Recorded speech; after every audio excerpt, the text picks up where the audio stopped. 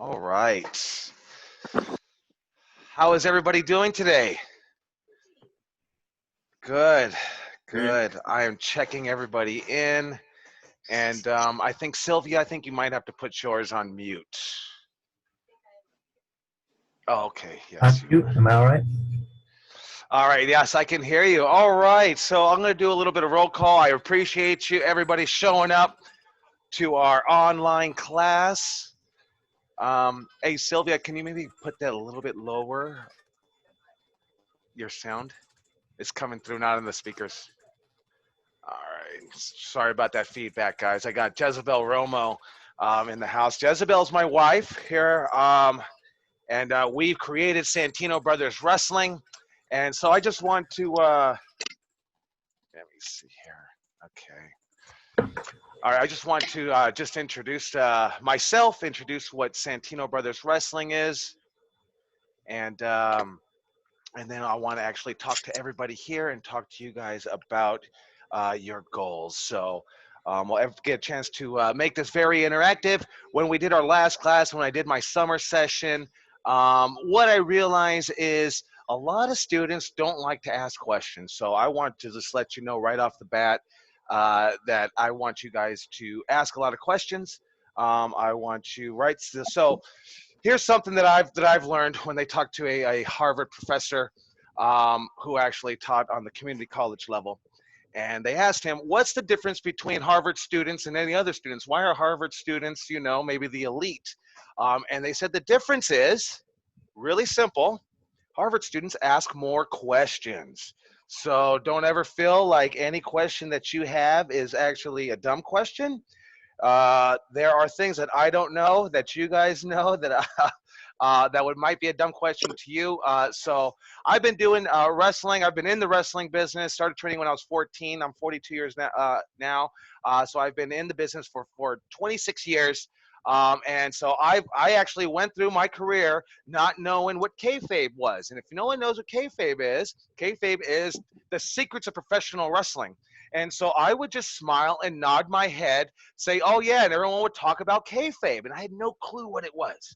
I had no clue. Why? Because Joey Cass was dumbass and he didn't ask no damn questions. So I want you guys to ask questions, guys and gals, to ask questions. Don't feel that it's stupid. Don't feel that you have to wait till after class to ask it. This is what the Zoom class is. We want to make it interactive for yourself, and I want you also to get a notebook. If I didn't already put it in the email that I sent to everybody, I want you guys to get a notebook and take notes. Take a great amount of notes of everything that we're talking about today, because what the class is actually designed to do, and what I've learned, we've done it twice. We did it in the summer, and I just finished off a course just this past September, October. Is that going to this course is teaching the students a lot about professional wrestling, as opposed to just get in the ring and roll, just get in the ring and lock up, just get in the ring and do the drills, do the drills, do the drills. This class is really going to help you understand what the drills are, understand what professional wrestling is, understand what coaches are going to be asking of you when you have the opportunity and get back and get into the ring. Okay, so um, I want to just let you guys know right off the bat. That's what this class is going to do, and it's really going to help you out. You might go 3 weeks, 4 weeks, and man, I don't know if I'm understanding it, but it will click. It will click in your head, and that's what they told me about psychology, which we'll cover in this course. That's what they told me about promos and character development, which we're going to cover in this course. Is that you can try to learn it, but one day it just clicks onto you because all that information comes together, especially when you get the opportunity to get into the ring. So that's really going to be a great eye opener for the students. And also on this Zoom class, we have a when it's not the COVID era, we have a 4-course program: beginners, intermediate, advanced, and semi-pro. And what I've learned is I said to myself, and I said to my wife, Jezebel, and I said to my trainers in Mongo, and I said, why have we not done the Zoom class before? Why have we not actually taught these students all this information? Because when we have the opportunity and there's a ring in front of us, a lot of the students need ring time. There's no way around it. We have to work on our footwork. We have to work on our timing and our pacing and our actual moves and our cardio, because if we have no cardio, then professional wrestling is not fun whatsoever. It's not fun coughing up a lung because you can't get through a 7-minute match. You know, it takes a lot of skill to be a professional wrestler. It's not just a brute person sport. It's maybe it's looked upon as very brutal and a brute person sport, but it's a thinking person sport, and that's what professional wrestling is. And a lot of the class that we're taking today and taking throughout this next six weeks is that these are the opportunity when a student will stay after class and talk to coach for an hour or maybe longer, or maybe they're already on the circuit and they get into a car and drive 4 hours to Vegas, or maybe drive 24 hours to San Antonio, and they sit in the car with a veteran. And really at this point, since we're all beginners here, a veteran could be someone that's been doing it 6 months longer than you. They really can help you and show you the way, you know. So I always want to let everybody know that, hey, we want the 20-year veteran, and we want William Regal and Stone Cold and The Rock to teach us. But really, when someone's been in the business and they've been in it a little bit longer than you, they are your veteran, even if it's only been a year or so, or maybe they just started to get on the circuit. They are going to help you out. We have guys in here like Hyde, who is actually already wrestling on the circuit. I have my guy JoJo Blue is in this class today. I have Sage Sin, who's a very accomplished professional wrestler who's in this class today, and also Jezebel Romo.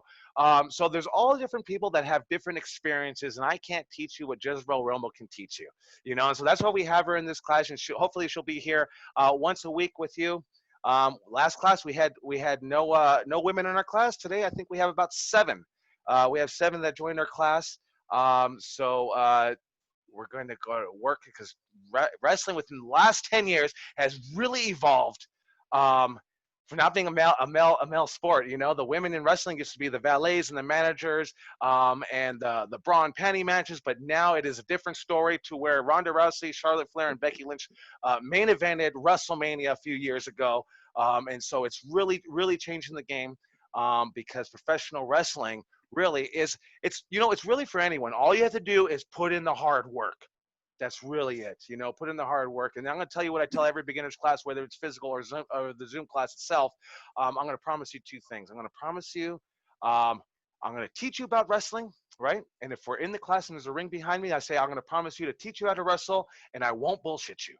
Okay, and you go, man, why would he say that? Why would he bullshit me anyway? Well, when I came up and I was 14 years old, everybody bullshitted me in professional wrestling, and me not knowing any better, I was like, oh, okay, cool, sounds good, whatever, you know. So I really adopted Stone Cold Steve Austin's "Don't trust anybody" in professional wrestling. You're going to meet some of the greatest people in professional wrestling and have lifelong memories, lifelong friends. But I'm still going to teach you, and I'll probably preach to you until I learn any better. Don't trust anybody. You know, I really want to tell you guys that. Don't trust anybody. Because everybody's always going to try to get over on you. And it may not happen, and I pray and I hope that it never happens to you, but it's happened to me, so I'm telling you my experiences and pass it along to you, because a lot of us green wrestlers, new wrestlers coming in, or us beginners, there's a lot of people that want to just take advantage of it, of us, you know, and we don't know any better. So we trust everybody. All I'm going to tell you this is, you know, if a veteran's telling you something, right, put it in your back pocket and fact check everything. Learn from somebody, of course, absorb all the knowledge that's coming in. Fact check it. Check it out for yourself. You know, that's the best knowledge I can tell you. And let me tell you something, 9 times out of 10, you're going to be great and fine. Everyone's just really trying to help you out. There's always going to be that one person, and your radar is probably going to go off. And your gut feeling is going to go off. Hey, go with that gut feeling. If you don't trust that person, you know. But at the same time, I have to tell you, in professional wrestling, I have to trust you with everything I have. If I get in the ring with Hyde right here, and I get in the ring with him, I have to trust him that he's not going to drop me on my head in 8 minutes into the match because he's tired or because maybe he doesn't care about me. Whatever the case is, I have to trust him. You know, so there's going to be a lot of trust that's in wrestling. So that's what I'm going to let you know straight off the bat. DTA, guys. Fact check everything. Okay? Just fact check. It doesn't mean, hey, someone's teaching you something and you say, shut the fuck up, I don't trust you. No, you absorb the knowledge, put it in your back pocket, and then you might not understand and you might think complete bullshit. Chris Candido and Terry Funk were trying to teach me, and I'd be like, yeah, old guys, whatever. So let me just tell you right now, if Chris Candido and Terry Funk couldn't tell me, I know that there's no way damn well in the world that you guys are going to listen to me. I already understand that. You're going to make some of the mistakes, but I'm hoping that you actually do listen to me and you don't make those mistakes. But I understand that what Chris Candido and Terry Funk were ever trying to teach me 20 years ago, I may have not understand until 10 years later. I pulled that piece of advice out of my back pocket and I go, God damn, now I understand what they meant. At the time, I thought they were full of shit, but that was only because I didn't know any better. I wasn't smart enough. Okay? And I find myself doing that 2 years later, 3 years later, 5 years later, 10 years, 12, 15, 20 years later, and saying, oh my gosh, that's why this certain promoter, this certain wrestler, this certain, manager, whatever the case is doing it this certain way. And I might say, oh, that's pure bullshit, and usually sometimes it's not. So you're going to hear stuff. You might even hear stuff from me and go, man, that sounds like pure fucking bullshit. Put it in your back pocket, save it for later, and then decide when you're smartened up enough if you need it or not. Okay, so that's what I'm telling you when I say DTA.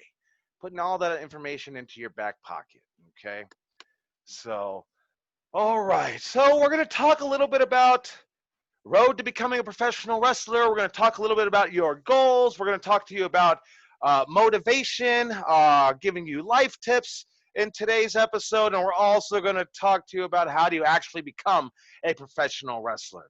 But before we do that, I actually want to talk to you. And I have my list here of everybody that's signed up. And so if you signed up for a Zoom online class, I already know right off the bat that you are very eager. You are interested in professional wrestling. And let me tell you something about veterans in professional wrestling. As long as you love this business with everything you have, people will recognize that. Opportunities will happen because of that. Okay? A lot of beginners want to come in and they're like, I want to go to WrestleMania. And that is great and that is awesome and that's the goal to have. But I want you to make sure to have fun on your journey because it's the journey that's really gonna be interesting. Okay, it's the journey that gets you to where your goal is. And so I want to talk to everybody a little bit about that. Whatever your goal is. I had Jake Atlas in a class and he told me my goal is to become a WWE Hall of Famer. And this is that time I think we might have had one person signed to NXT and they never got on TV at that time. And I said, man, Jake, maybe we should worry about getting signed first. So this is really going to be a tough goal to accomplish. But you know what? At the same time, it's great because you don't want to put a goal that you know you can hit.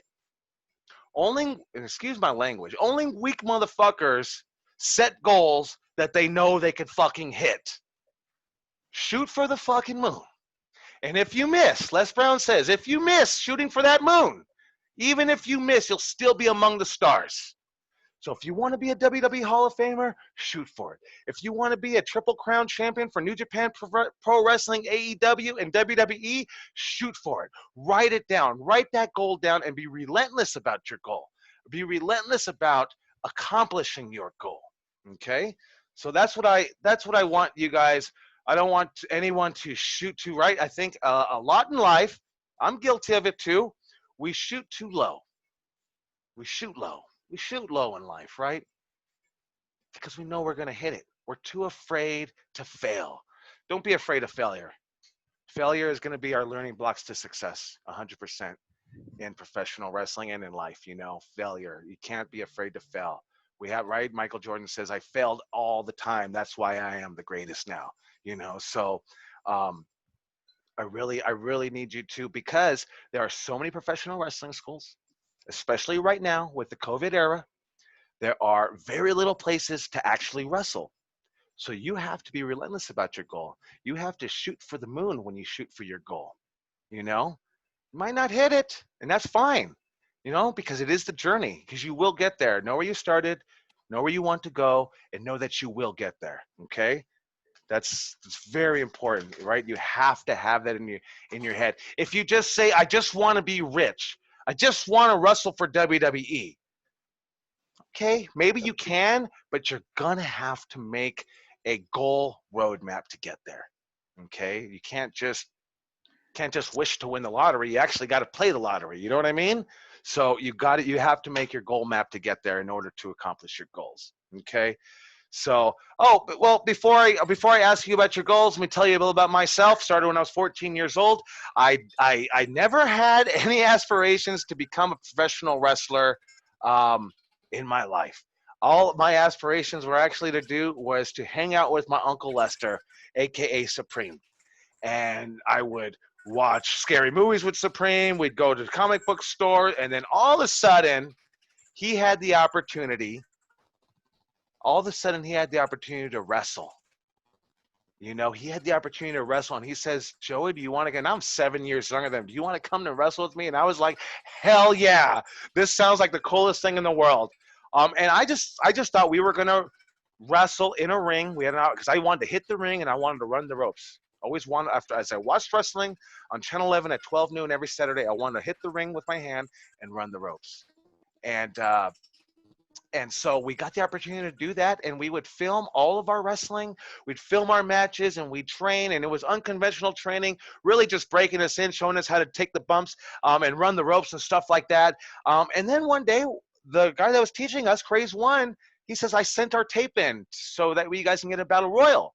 And I said, why would you send our tape in? We're not professionals. Like, I don't understand this. And they said, oh, yeah, as a matter of fact, the next day they come, hey, you guys are booked in the Battle Royal. What? I'm not understanding. We're not professionals. And this is going through my head. I have no clue about independent wrestling or whatever it is. All I know is that I went to a show with Road Warrior Hawk and Dan Severn, and it was at the La Puente Boys and Girls Club, and I could not understand why we weren't in an arena. All I've seen in wrestling was in arenas on television. So fast forward, I get to go to the ring where I'm booked on a show, and Supreme says, hey, why don't you ask them if we can wrestle a match, since we always train and we always do a training match every week at training. None of us thought we were actually going to get a match. So I go up to Thrashmaster and I say, hey, Thrashmaster, my uncle is Supreme. We wrestle all the time. We have a training match every week. Do you think it's possible that we can get in a match? Yeah, sure. I don't see why not, Joey. I'm blown the fuck away at this point. Like, what is going on right here? So July 7th, 1995, I made my debut in Colton, California at the Nickelodeon against Supreme. And the rest was really history. I never aspired to try to do it, but then I got bit by the wrestling bug, by the sickness. And I just could not stop this. I had my mom and my dad saying, go to school, do something that means something. And I was like, but I love wrestling and I want to make something out of this. I actually have an opportunity and a chance to wrestle for one of the big companies one day. And everyone's like, whatever. Like, because like wrestling, especially in the mid 90s, was like, how do you break into that? There's not wrestling schools. And so we wrestled on the indies. I got a chance to wrestle for a company called XPW, which was backed by a porno company. And they actually put us on the national level because they were making DVDs before WWE was, because they were in the video production business. And so they made XPW DVDs and put myself and Supreme and all the other XPW wrestlers all throughout stores in the malls in America, stores called Suncoast Video. And we were everywhere at that point. I remember when I went for a tryout for TNA, AJ Styles came up to me and says, Chaos, I've seen all of your stuff, which I thought was amazing, but then I realized, oh shit, our shit is in every place in America in Suncoast Video. And that's what really gave us that national exposure, being on a DVD, really when DVDs were brand new, right? WWE, I think maybe 6 months later, came up with their first DVDs. They were still messing around with VHS. And then I had an opportunity to book a lot of big shows out here in Los Angeles at the Grand Olympic Auditorium. We pretty much booked all of Mexico. Hijo del Santo, Mil Mascaras, Blue Demon. I mean, the who's who in Mexican wrestling was booked on these shows at the Grand Olympic Auditorium. And as a matter of fact, FCW, myself, we were the first ones to ever book the Young Bucks. And not only the first ones to ever book them, but I'm a big stickler on, I don't like writing two names down. So I wrote down two guys named Young Bucks. And I remember they came to the show and they said, I thought we were wrestling on the show, Joey. And they were young. One was 16 and one was 18, I think. And they were so young. And they go, Joey, what happened? I thought we were wrestling on the show. And they go, yeah, you guys are. Well, we're not in the card. I go, yeah, you're right there, the Young Bucks. And those guys have made millions and millions of dollars off of that name, but it does make me happy to go into a hot topic, or it's just go down the street and you see a guy wearing Young Bucks. And let me tell you, I don't even think the Young Bucks know this. I was listening to a guy named Young Buck, who's part of 50 Cent's crew. And that's where I came up with the name, because a guy named Adam Flash was calling his newbies greenhorns on the East Coast. And I was like, that is so cool, but I don't want to steal his shit. I want to come up with my own thing. And I tried to come up with Young Bucks, and then they took the name, and I never really caught on. But yeah, so we booked some of those shows, and then I was on a MTV WSX show, tore my ACL, and then I decided to start a pro wrestling school with a torn ACL in the backyard of Rico Dynamite's house. I didn't own a ring, and I didn't even own a car, and I took 2 buses and a train to get to training to train these kids every Saturday afternoon. Until the city kicked us out, we moved into a building in Bell Gardens. We were doing great for 10 years until COVID hit in March, and now we've been on a down low, but it's given us the opportunity to learn different things, to evolve, and to actually say, why are we not doing this class on a regular, even without the COVID era? Because sometimes I don't have time to stand and sit and talk to my students for 2 hours after class. But this is the best time, because, man, if any of you were in class, I'd say, hey, you probably got to work on your footwork, your timing, and your pacing. So let's get in that ring and utilize it, because we have only a certain amount of time to utilize that ring, And sometimes this stuff is only talked to you when you're in a car, or maybe after class, or whatever the case is. So in a nutshell, that's me, Joey Chaos. Santino Brothers Wrestling itself started in the backyard. We have 7 rookies of the year in the last 8 years.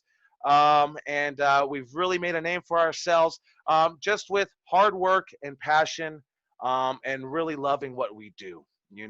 Every year we go through and try to figure out how we can change the curriculum, make it better, train the students better, how we can make it more efficient. And so here we are now. And now my goal in professional wrestling was to wrestle in Japan. I have not done it yet. And so more specifically, wrestle in New Japan Professional Wrestling. If you ask me in January, are you ever going to hit that goal? I probably would say, not a chance. You ask me today, so much has changed in my life, and not in my life, just everybody's life and in the world. I don't know. I mean, I'm 42 years old. I feel like I got another good at least 8 years in me to try to hit my goal. So never give up on your goal. It's always in the back of my head. I've had students that have accomplished and shattered the goals that I actually want to accomplish. And that's what I hope that you do. I hope that you guys and gals become 20 times better than I ever thought I could become. And that's my goal. My goal is that you accomplish your goal. Okay. And so that's what I'm going to really help you with. I'm going to tell you this. I'm not going to give up on you.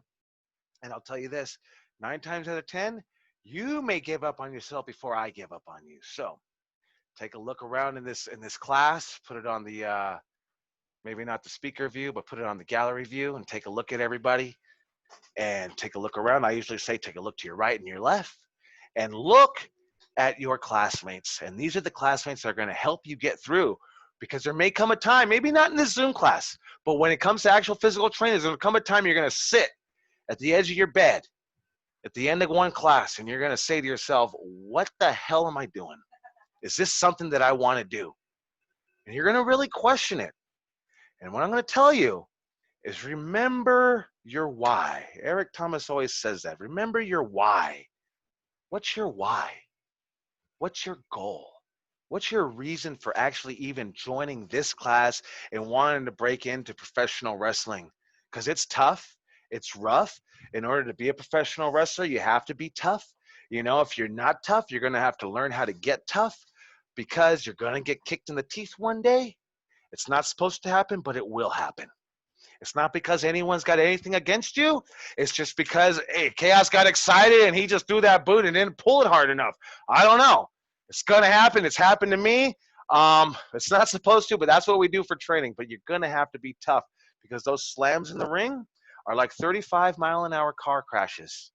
Every time you take a bump, every time a wrestler takes a bump in that ring, that's what it's like. So if you want to take a superplex, that's probably a little bit more intense than a 35-mile-an-hour car crash. So going to have to be tough in professional wrestling. So if that time ever comes, I want you to remember your why and remember what we're going to talk about right now. Talk about your goals. So I have my list here. And as a matter of fact, since I do have Jezebel Romo here, I want her to maybe just introduce herself, talk a little bit about what you would say to a beginner's class if we were in a physical class, and just maybe give them some pointers, and then we'll go ahead and get to our goals and then our class. Okay, can everyone hear me? I hope. Basically, like I tell every beginner's class, this shit is harder than fuck. This is gonna be your worst boyfriend, your worst girlfriend. They're gonna put you through shit, and it's gonna be a hell of a relationship. But it is the best fucking thing in the world. I just turned 49. I wrestled last week 7 matches. I've been doing this for 18 years. I love it. I wouldn't change a thing. Like I said, it's hard, but if you really, really want it, and I'm talking to the females, to the males, I don't care. I tell all my students, as soon as you get in the ring, excuse my language, I'm very blunt. As soon as you get in the ring, it doesn't matter if you have a cock or a cunt, you're a wrestler. So get that out of your head on, I want to be the best female wrestler, I want to be the best male wrestler.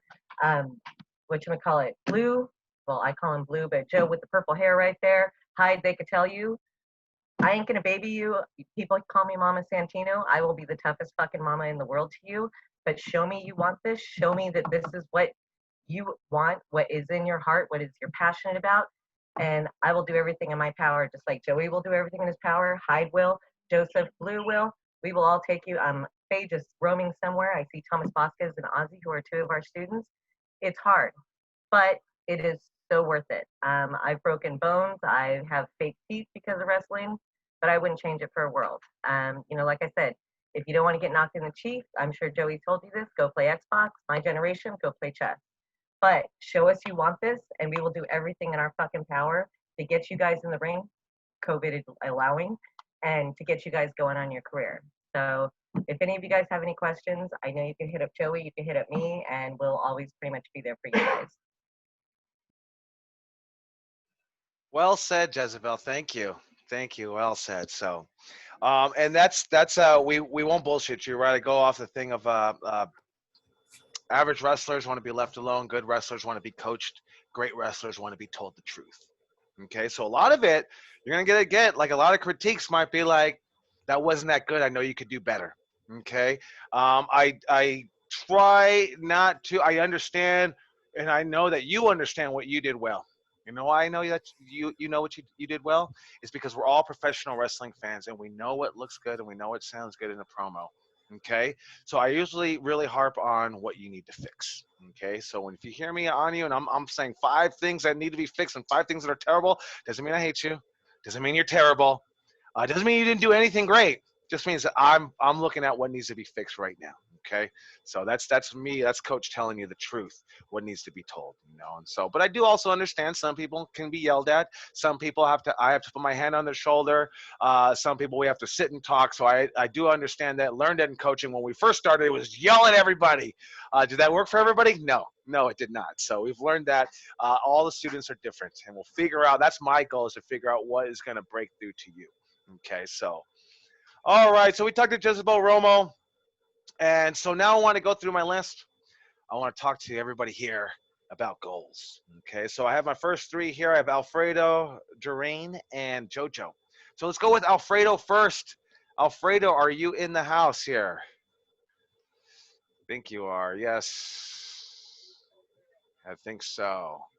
You might be on mute. All right, Alfredo is not ready. We'll come back to you. Jeraine, are you here? Did I say that correctly? Yes. Okay. Go ahead and take yourself off mute. And Hi, can you hear me? good. How are you? Good, how are you? All right. So I see it says Rain there. So we can call you Rain. Yes, All I right. feel like it's easier and it's easier to remember too. Okay. All right. Perfect. So I appreciate you joining the class. So let me ask you the question here, Rain. What is your goal with professional wrestling?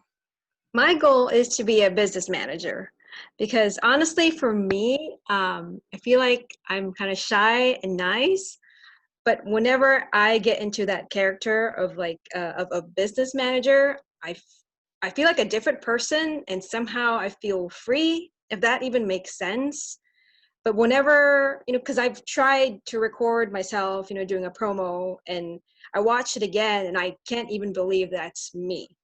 And I feel like there's like, whenever I'm stressed out, especially when I'm stressed out, I feel like I can let the the negative energy out by being creative. And it comes out when I think of myself as a business manager. That's really good. You have to like this is an incredible escape, right? Like I'm like just like you said, I'm a very shy person. I won't sit and strike up a conversation with anybody. Um, but you put me in the ring, whether I'm painting myself like Voodoo Chaos or putting on a mask like Mono Rojo or bleaching my hair like the Rock Superstar Chaos, and I have that ability to now flip that switch.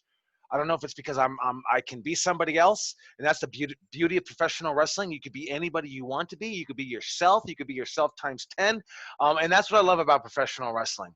And I've seen wrestlers do that. I've wrestled on cards with X Pac, and you see him in the back, and he looks like, wow, is he gonna put out tonight? He's gonna put out the show because he looks extremely tired, been on the road for so long, and as soon as he went out there in Arizona in front of 137 fans, man, he flipped that switch and he was cross chopping and he had that ability to now become X Pac, become this different persona.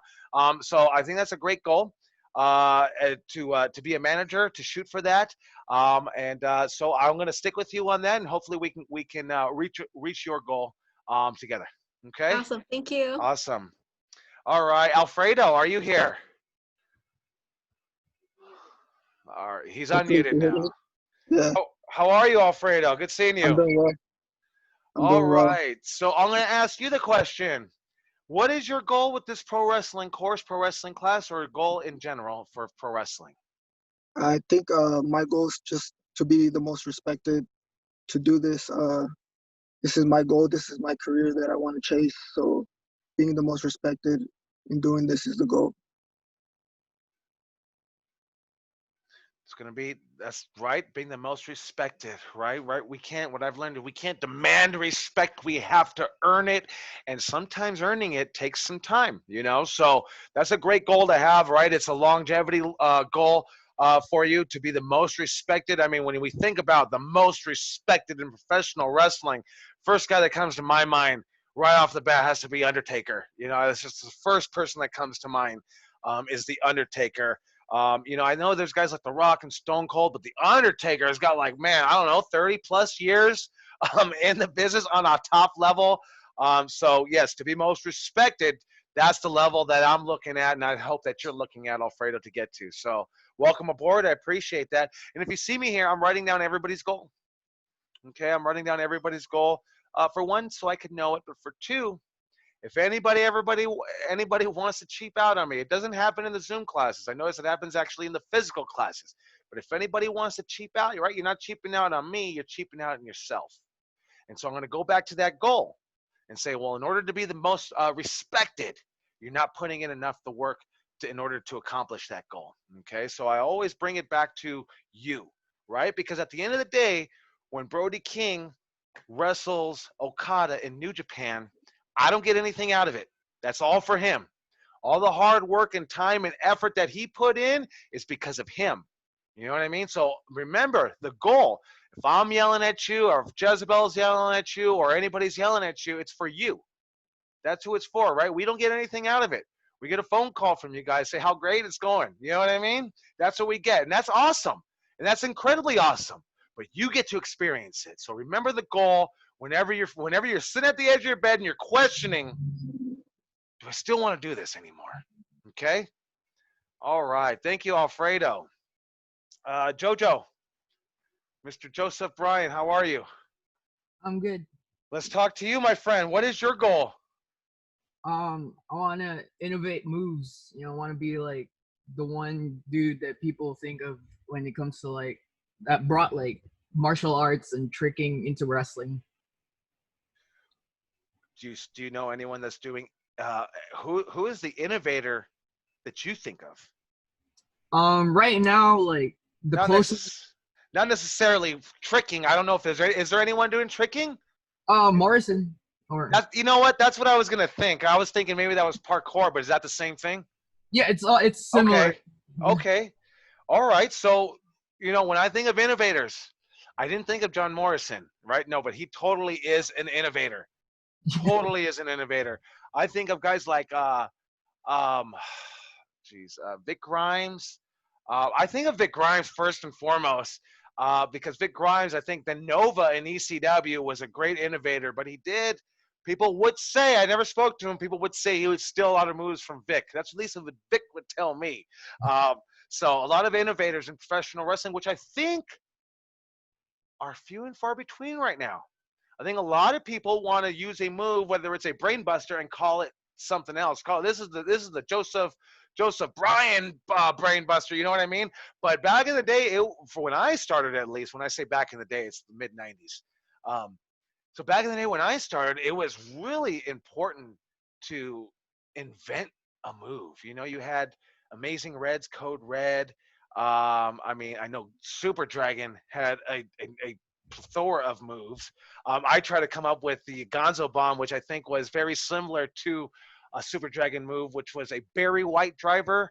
It was similar, but not the same. But the idea was that you were trying to come up and be innovative and come up with something original of your own. So I really like that you actually said that, that you want to innovate and bring that style in there, right? Because what is pro wrestling, right? It started with 8-hour matches that were so long and really got boring to where we got to actually tell one guy to take the loss. The other guy didn't know until finally two guys knew and not the promoter, the promoter knew but not the wrestler, and then so on and so forth to know what it is today. Where people will say, this is the script. I want you to fight. I'm the writer or whatever, the producer. So innovation in professional wrestling is so needed and important. So thank you, Joe. Welcome aboard to this class too. Really good seeing you today, my friend. Good to see you too. Is Mr. Jose Alberto in the house? Mr. Hyde. There he is. Yes, yay. Aren't you Jose Alberto? Yeah, All I was like, oh, shit. All right, Mr. Hyde. Well, What's your goal, my friend? my goal is to be signed to wherever I'm signed, to be draw, like main attraction, be a champion, do great matches, and just try to wrestle like everywhere and end up in WWE. But I would want to have like a career, like I have to say, like AJ Styles, where he wrestled like ROH, New Japan, go everywhere and end up in like WWE, so that's my goal. Yeah, you're right. Like Jericho, AJ Styles, right? Like there's something special in those wrestlers that can actually wrestle everywhere. Makes it different. Get signed, main attraction, do great matches, right? Do great matches, right? The goal is to get signed. The goal is to be the main attraction. How do we do that? Write that roadmap. Have fun in your matches. Be innovative in your matches. Don't blow up in your matches. Entertain the crowd. Connect with your audience, right? All those little things, right? We can have the goal. We got to build the roadmap to be successful in that goal, right? Welcome aboard, Mr. Jose. I appreciate you having it. This is like Jose's third platoon here. This is Jose's third platoon. Yeah, he's taking the summer class. He took the last class, and he's here with us. He becomes more of my TA. So if you guys have questions, maybe you're too, I get it. Maybe sometimes you're intimidated or don't want to ask me. There's always Hyde. We even have Sage in here, or Jezebel. Sometimes a lot of people find more comfortable to go ask Jezebel the question rather than me, but I'm not going to bite you. I really just want to help you. All right. Next one, Jose Arazo. Jose Arazo, are you in the house? Let's see. There we go. Sorry about that. How are you? I'm good. How are you? Good. All right. So I'm gonna maybe fix this. Hannah. All right, Hannah. All right, so I'm going to ask you the question. Welcome aboard here on the Zoom class of Santino Brothers, our second ever. Let me ask you the question. What is your goal in professional wrestling? My ultimate goal has to be to wrestle everywhere and anywhere and one day main event WrestleMania.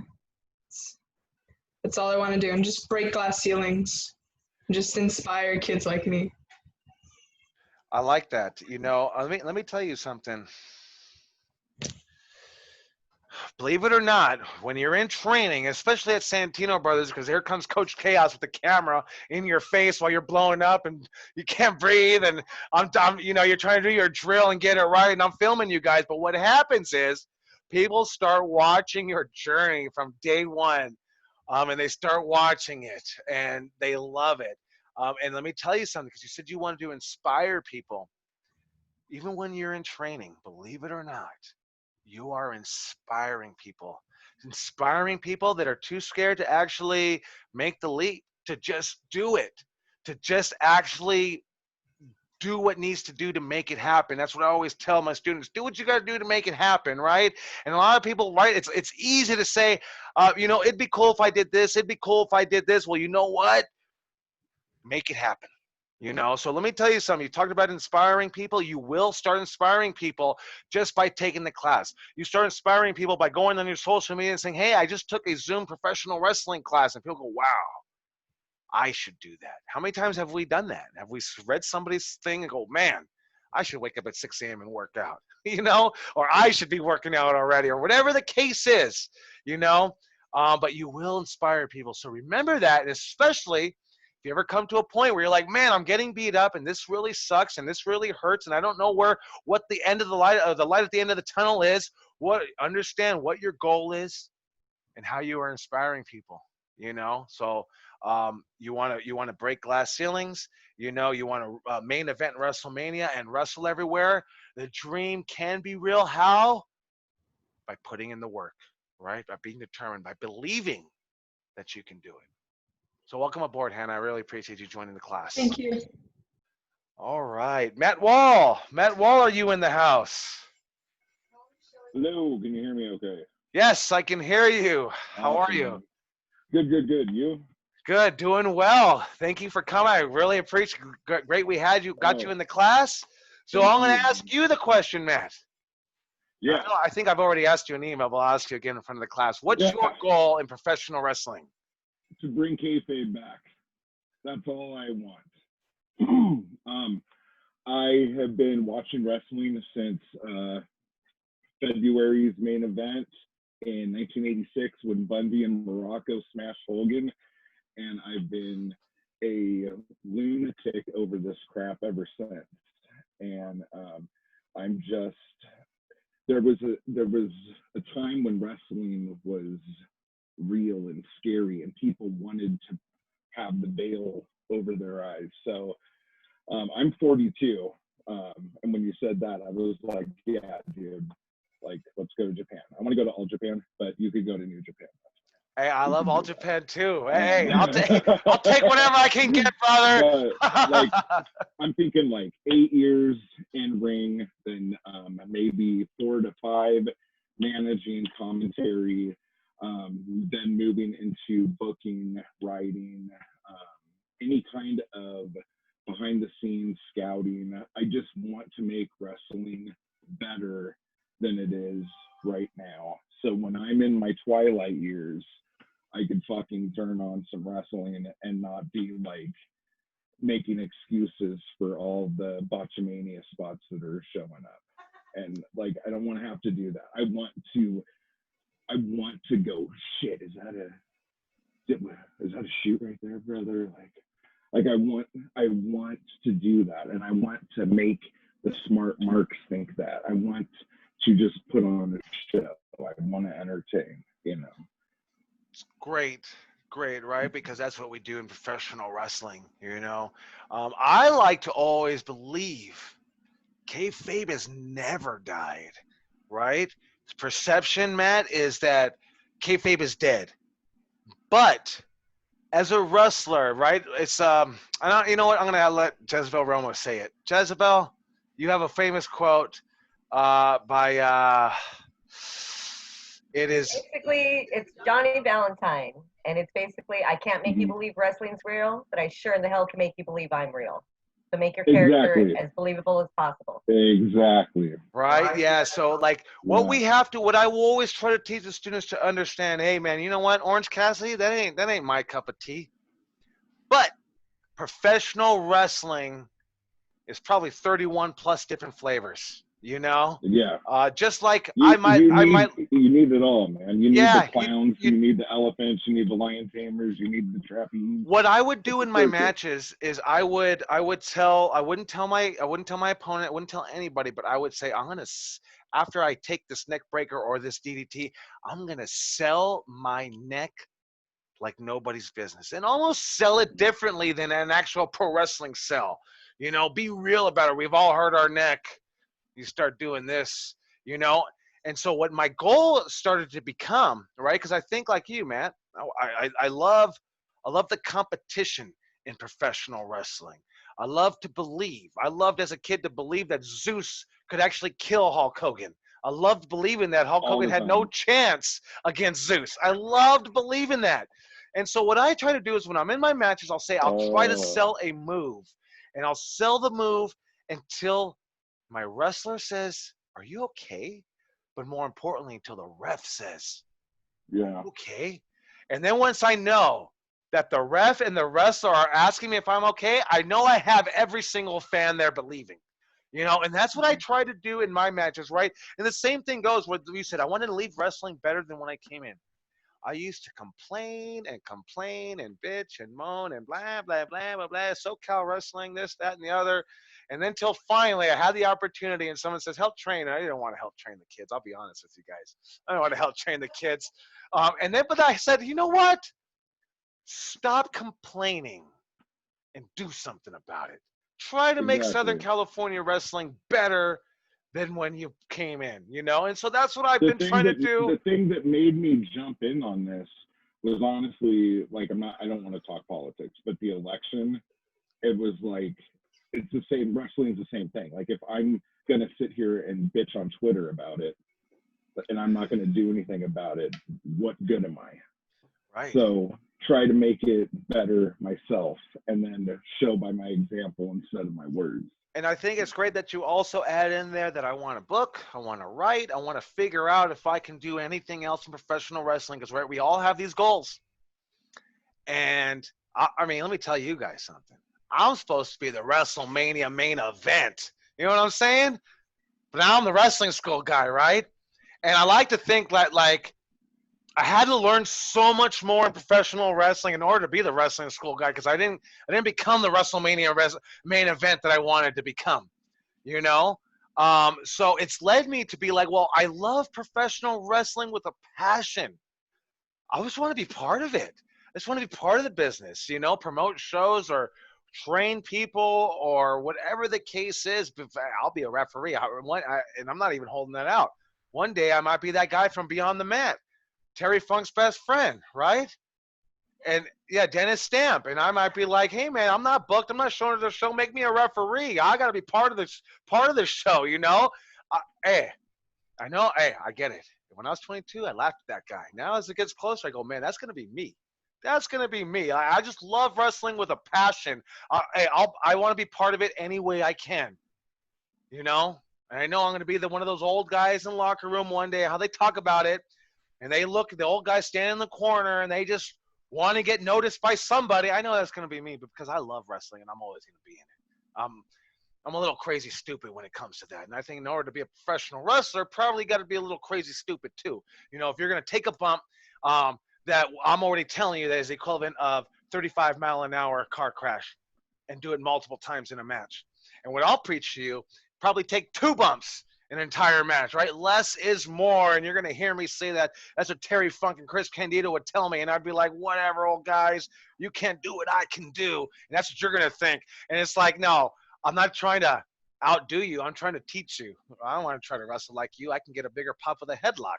You know what I mean? That's what makes me the master. Really, like really, that's what makes the old guy or the veteran, the man. You know what it really does. So, thank you, Matt Wall. I appreciate you having you on board. I Yeah, look thank forward you. to working with you. All right, coming down the list, Maxwell Nelson, are you in the house? Yes, hello. I am. Maxwell, how are you? I'm doing well. Doing well. All right, great Happy to having be you here. Happy to be here. Great having you here. All right, Max. Can I call you Max or is it Maxwell? You can call me Max if you want. It doesn't matter. Is I'm it just good. Maxwell though? It is Maxwell. All right. That is my government Hey, name. right. Say it. My name is Maxwell. That's what I prefer. Right? Yeah. Yeah. Yeah. Say it. Yes. Yeah, you do. Sylvia says you have a DJ voice. That's good. Oh, that's really funny. I do an MC gimmick on Twitch. Oh, So there you that's go. funny. There we go. Good. Yeah. All right. So Max, what is your goal in professional wrestling? I want to. I won't try to talk too much, but for the class, I just want to see and learn as much as I can and try to see. And I've already learned so much. I have half a page of notes written down, and I'm just enjoying this so far. Just because I love this business a lot. I didn't find it until I was in my teens. I found it when I was 13. I'm currently 19, turning 20 in 2 months, and it's everything I love.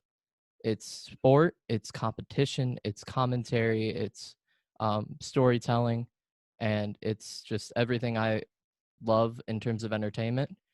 And I either want to be the big goal, the big dream would be to manage a world champion in one of the biggest companies in the world, or to be a commentator, or to just, and like what Matt said, um, contribute to the product and leave a legacy where people can say, I want to be like him, and I want to be somebody that people, as a disabled person, as a physically disabled person, I'm not going to be a wrestler.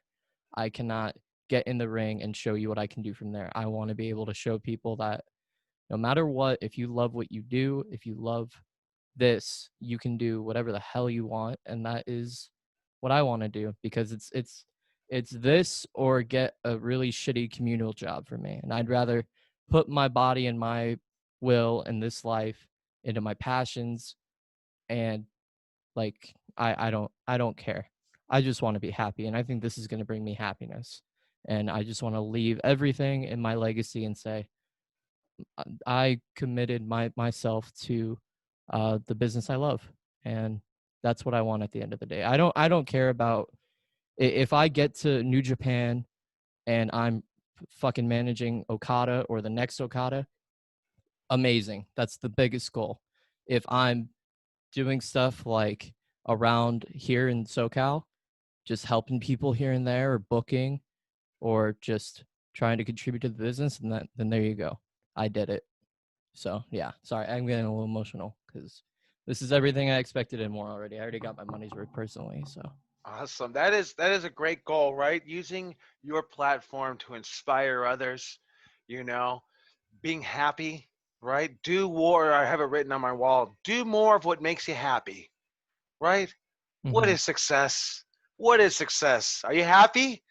At the end of the day, are you happy? You know, and that's why I could talk about a lot of stuff about not making my goals or whatever the case is. I'm going to help you, Maxwell, make your goal. Um, but I'm happy. I really do. I get mad sometimes, but I'm happy training people and seeing each and every one of you. And Maxwell, to see you accomplish your goal would be a tremendous success for me. You know, to see Kristen Bell accomplish her goal would be a tremendous success. Sasha, Taylor, you know, Rhea, all of you, to see you accomplish your goal would be an incredible success for me. So, you know, just to hear that, you know, you want to manage a world champion, you want to be a commentator, but more importantly, you want to use your platform to inspire people and do more of what makes you happy. I mean, I don't think it gets any better than that, Maxwell. I appreciate you on board. I look forward to working with you and you accomplishing your goal in professional wrestling. Yeah, thank you, Joey. You're You're the welcome, man. sir. All right. Melody. Is Melody here? Let's see, I'm scanning. Hi guys. Oh, there she is. All right. So what would you prefer to be called? Viridiana? Melody. Melody. All Or you can right. call me Viri if you want to make it more easier. Viri. Okay, Viri. Okay. Ask Sylvia. Have you trained with us before? Yes, I have. I This knew is you like looked my familiar in first your name. event. Okay, welcome back. Thank you. All right. So I want to ask you the same question, right, Melody? What is your goal in professional wrestling? What do you hope to accomplish? My goal is to finish what I started. I've been technically like having these bad moments of like going and repeating cycles, and for some reason I would always have like something stop me from accomplishing my goal. So I was with you guys last year, and sadly because I did have a miscarriage, I wasn't able to continue with you guys. I didn't know about it, and I had to stop because even though I got the let's say the green light from the doctor, I was more excited, about getting back in wrestling, and I stopped caring about my health. And so I would continue working out and everything. And, it came to a point that I had to stop.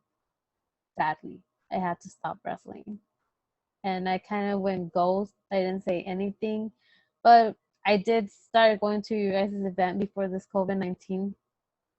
But that's my goal, to finish what I started and to help other people, because that's what I love doing, also helping other people. I want to be a WWE superstar, but I also want to be like AJ Styles, just going around the world and wrestling and helping other people as well with wrestling.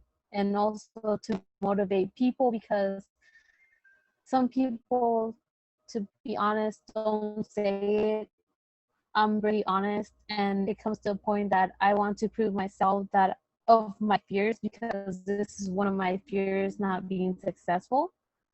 But I know that I could do it, because this is what I want to do. I want to do wrestling, and there's no other to become a professional wrestler. Awesome.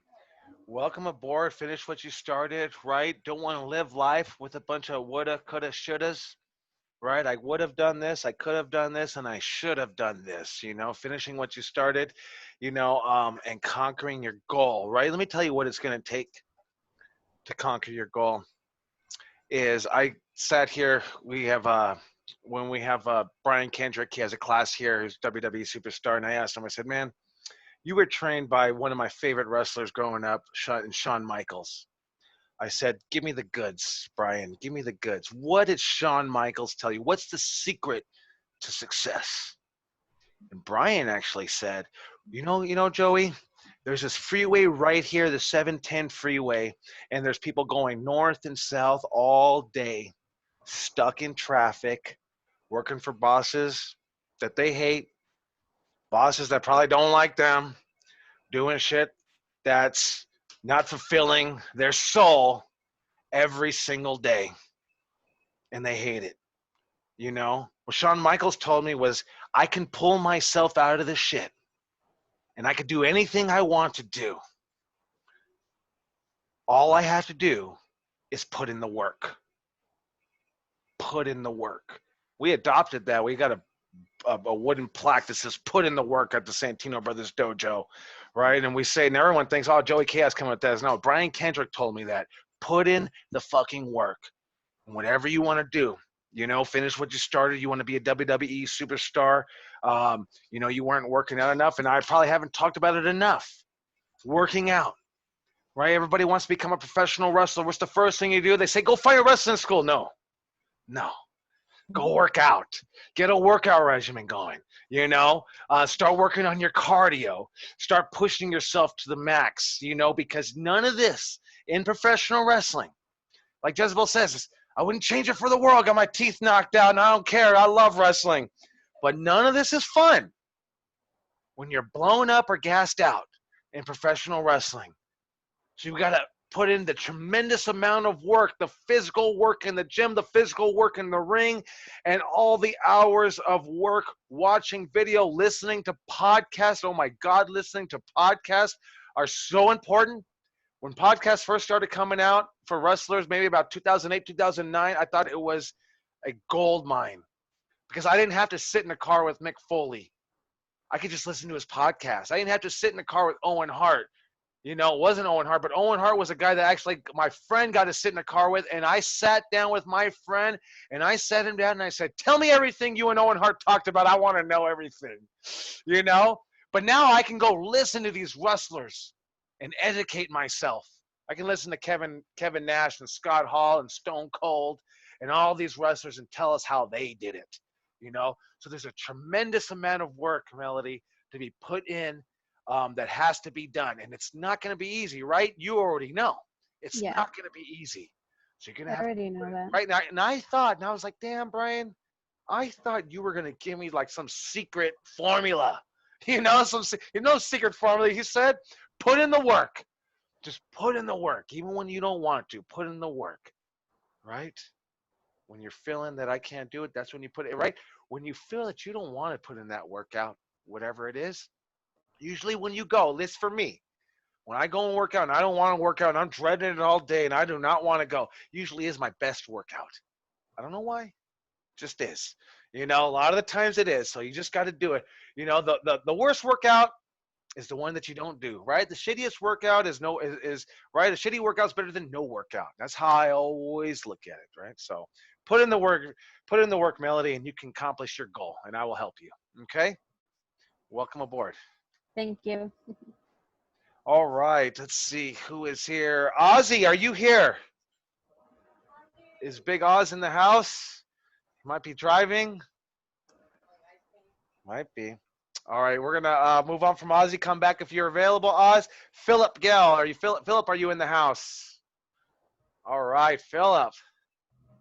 Let me see if I could take. I took you. All right. So how are you, Philip? Good having you here in the class today. I'm doing good, thank you. All right, so I'm going to ask you the question I've asked everybody before you. What is your goal in professional wrestling? What do you hope to accomplish? I want to be a world champion luchador. Now, I don't know if I should have a mask on yet, but well, you know, you don't have to have a mask to be a luchador, right? Well, that I love history, and I go like you brought up Blue Demon and Santino. Going back to their history in Mexico, they had comic books, and they were like looked at as like superheroes. So they had the mask on; they're a superhero. You never saw them without their mask because that's when they're Superman without their cape on, you know. And yeah, so that is a big part. I love the ultimate payoff if you get to that point in a feud where you lose your mask, which hopefully never happens. But I know like the history going back to that is from beheadings and things like that, and like from Aztec times. I just really big history buff. I like to tie it all together and just kind of live in this comic book world of luchador where everything actually means something, you know. You know, that's a fantastic goal to be. I have never heard of someone says they want to be a world champion luchador. Incredible. I want AEW world champion, New Japan, AAA, wherever it is, world champion. But I love it. You know, I was a lifelong WWE fan, and it wasn't until Lucha Underground came around. I went to the temple. I had never gone to any indie shows before, and the first time I got to feel and touch wrestling right in front of you, sweat and blood coming on you that close, you know, in the temple. Nice. And so that's when I got hooked. I said, guys like, you know, Pentagon, Son of Havoc, Matt Cross, the way he just wrestles all over the world, like all the countries he's wrestled in. That's a goal of mine to wrestle in as many countries as you can. So I have a lot of goals, but that's the ultimate, you know, world champion luchador. So I wanted to keep it short. I didn't want to take up too much time, but that's all of it in a nutshell. So it's all right, Philip. You know, we were talking about kayfabe earlier, right? Man, everyone forgets about the luchadors. You will not see their face. You will not see their face. You will not see their face. The first time that I got a chance to wrestle El Santo was actually crazy. I actually went to the arena to try to get booked on a show that I wasn't booked on. They kicked everybody out of the arena before the show. And they said, if you want to come back in, you got to pay $15 like every other fan. And I was like, this is bullshit, you know? So I paid to go back in. I watched 2 matches. And then my friend was backstage. He actually came to me and says, hey, man, Juventud didn't show up, man. Can you wrestle in the main event? So I watched the first 2 matches, then I wrestled in the main event. And I got to wrestle Santos. But the point of the story is, after the match, I was taking a shower. You know, I see Santos come in, and Santos starts taking a shower, and this guy butt naked, except he still has his fucking mask on, and he's got the shower going through, right, going over it. He's soaping up and everything, and I'm like, this guy is hardcore. Like, these guys do not show their fucking face, right? They got that. They take off one mask and put on another one to give the fan a mask. Man, they got it down so great. But yeah, to be a luchador is so special. You talk about the superhero, right? You know, Clark Kent's got his glasses on, and then when he's Superman, he doesn't have his glasses on, and that's Superman. That's not Clark Kent, and that's exactly what the luchadors are. And they're larger than life, and they're very colorful. I have a luchador character that I call Mano Roja with a full body suit. I don't know. There's just something about wrestling in a mask that I love it. It's different. It's different than wrestling without a mask. It's just a different persona that I put on. I feel like I'm like Darth Vader or something when I put on my full body suit. But yeah, so now that's a great goal, right? It keeps kayfabe alive. And man, to learn the art. And let me just tell you something about the art of lucha libre. The art of lucha libre back in the mid-90s, everybody, all the American wrestlers, we always just say, oh, all that stuff doesn't make sense. Just back and forth, no psychology. Man, fast forward to 2020, everybody in every company is doing lucha libre today. You know, so when you see it and you go, man, look at that, they're not selling, they're not this, man, it's just straight up. It is like, I don't know how lucha took over, but lucha took over, really, the wrestling world, at least in the United States, so at least in WWE. So I see a lot of lucha moves that people do. And that's what we have. We have a lucha class here when we're opened up at Santino Brothers with Los Luchas, who are incredible lucha trainers. Yeah, that's something I definitely want to get in once I get further in the courses that you guys offer. So. Yeah, definitely. You have to go through the program first before we unleash you to the lucha training.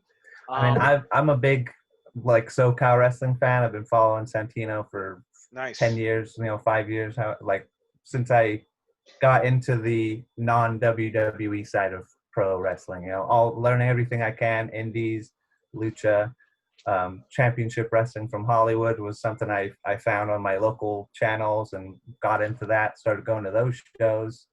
I think one of the first shows I actually went to, Sage and Ray's, it was like an indie show. It was one of the first shows I went to, and it just hooked me in even more, because it's the best thing I've got to be a part of. Like, I used to love going to concerts when I was a teenager in my young 20s, and this is like going to a concert, but better, so. It totally will hook you. I tell you, independent wrestling, I've had so many people say, that stuff I watch on TV is fake, but what you guys do is the real deal. And I think the difference is because they get to see the chops and the hits really close as opposed to in an arena. But yeah, just totally you fall in love with independent wrestling when you see it the first time, even if, like Jezebel, even if you want to shit on it the first time you've ever seen it, you end up falling in love with it. So thank you. Welcome aboard, Philip. We appreciate you having you, and we look forward to I look forward to helping you reach your goal. Thank you very much. All right, Mr. Ozzy, are you in the house? Gotta go off mute, my friend. All right. How are you? Good. Hey, I'm ready. What's up? Broncos had a good win. I saw that, my friend. Yeah. All right, so I'm going to ask you the same thing I asked everybody else. What is your goal in professional wrestling, and what is it that you're looking to accomplish, Mr. Oz? My first goal is in wrestling to kind of, I don't know, change the way how wrestling is today. It's because I can tell that wrestling has changed a lot, so much in the years of watching. I noticed that, just wrestling's just not the same. So I figured, what? That's one of the reasons why I joined, because, I wanted to make a difference, which is one of my goals. And then for my second goal, I've always wanted to be one of the best big guys. Because you don't see a lot of big guys around nowadays. And I like the intensity when a big man is getting that, that motion from the crowd, and you can't help it. But once you're passionate about it, you look at things differently. And then, like Dusty, he's a big man. Didn't stop him from loving the business, and look at him. People are just attached to him like a magnet. It's like you said, passion attracts, many life forms. Passion will attract that opportunity. Like a lot of people will say, about being in shape. I don't care what shape you are. I just don't want you to blow up. You know what I mean? Yep. Dusty might have been a fat guy, but he would never blow up on you. Yep. So to have the goal to change wrestling to what it is today, that's a great goal, right? You have to do something about it as opposed to complain about it. And in order to be the best big man in the business, man, that's right. What do we got to do? We already know. We got to put in the work. We got to watch our video of some of the best big men in the business, like Vader, Bam Bam Bigelow, and even to today, and even to guys that you can actually contact, like Brody King. This guy is past 300 pounds now at 6'6". He's gained some weights during COVID, and in the good way. It's rock solid muscle, and he's really adopted wrestling like a big man, because he's a luchador that could take a back bump on the rope and bounce back up to his feet and land on it like a springboard. But I tell him, hey man, wrestle how you look. Be one of the best big men in the business. Everyone's doing the lucha stuff. Do right, because you said it right now. You don't see a lot of big men. The same thing I'll tell you. The same thing I told Brody. Be that big man in professional wrestling. So I look forward to helping you to reach that goal, Mr. Oz. But what it's going to take a tremendous amount of hard work, and I hope to see you all week in this class and throughout the next 6 weeks. Yep. Good, my man. All right, Rhea is next. Rhea Gibbons. Hi, Joey. Hi, everyone else. Hi, how are you? I'm good. How are you? Good, doing well. So I'll ask you the same question, Rhea. What is your goal in professional wrestling?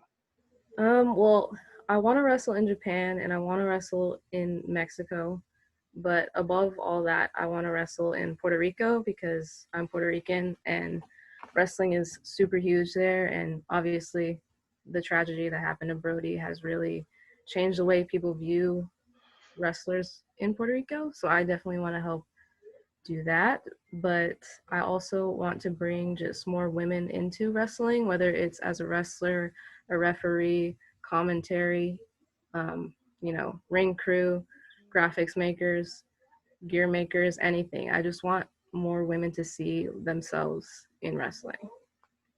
Awesome. That is a great goal, to wrestle in Japan, Mexico, Puerto Rico, to get more women involved in professional wrestling as a whole. My friend Thunder Rosa, she lives in Texas, and she's starting a company, and that's exactly what she's trying to do. And I think, you get somebody else that's trying to do it, then you can really start getting women involved, because really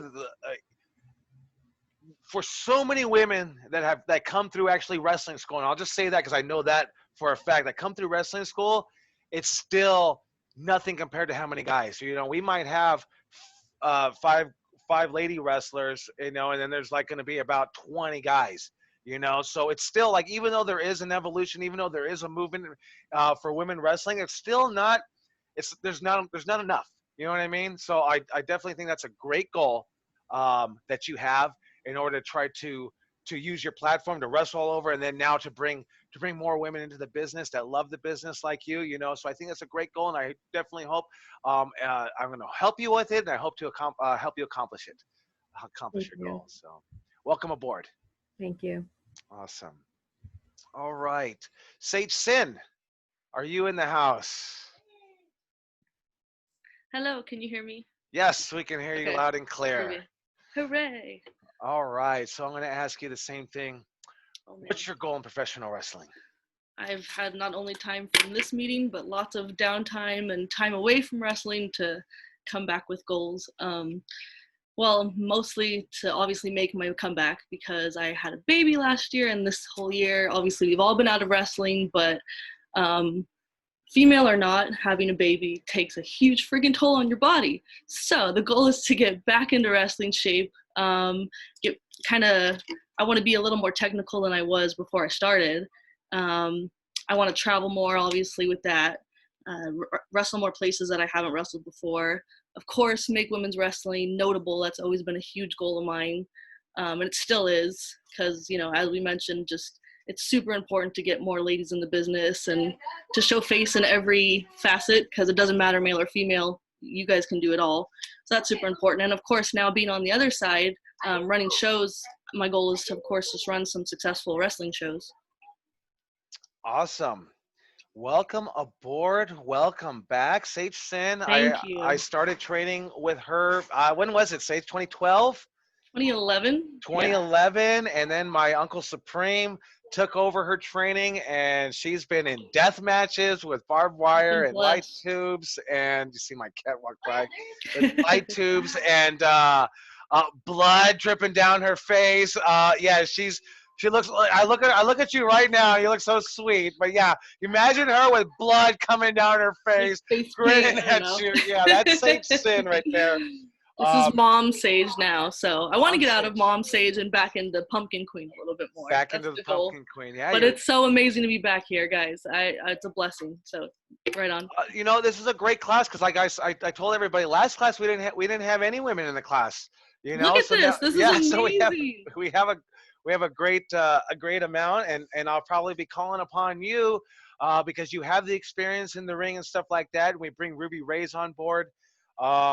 To talk, to help teach the class at least once a week. But making your comeback, working out, right? And I'm going to emphasize this again, working out is so important. And maybe you could tell them, Sage, about how important, you know, just going out there and wrestling for 5 minutes is, like how hard that is. Like you can go on and do wind sprints for 5 minutes. It's not the same as wrestling a match for 5 minutes, you know? Nothing is just being out of it. When I went back to training for a week in March, taking a bump, making a quarter roll, it felt foreign because it's something you don't do normally. So you really just appreciate those little tiny movements of muscle that you get from training, from working out. If you don't do it, you really miss out on it. So you forget that it's there in the first place. So you already know what you have to do in order to make your comeback, right? To get back in shape and to wrestle at all these various places, you know, right? You have to put in the work. So I definitely love having you in the class. I love having a female wrestler here to give perspective, since right I could never give the female perspective of a wrestler, and that's why I have Jezebel in here today, and it's great to have you, Sage, in here today. And I hope to help you accomplish your goal. Like I tell everybody else, I'm not going to give up on you, and we'll keep going. Right? It's not going to be easy, but nothing worthwhile is, right? Yes, definitely. No? Thank you so much. I appreciate it. Awesome. Welcome aboard, Sage. All right. Sasha, are you in the house? Let's see. Where do I see? I think I'm unmuted. Okay, yes. You're right there. Okay. Hi, how are you? Good. Good. All right. So what brings you to pro wrestling school on a Zoom class? What is your goal and what do you hope to accomplish in professional wrestling? I grew up watching wrestling, and like right now, I mean, it feels like better time than ever to try to get in it. Not, you know, the world's kind of stopped. So time to get back on goals. And biggest goal is there's Taylor in the class. My big goal is to be AEW Women's Champs Tag Team. But I started thinking about it as we were talking. I kind of was like, fuck it, let's do, I would love to see more intergender wrestling on mainstream. Fucking intergender wrestling tag team champs. Let's fucking do it.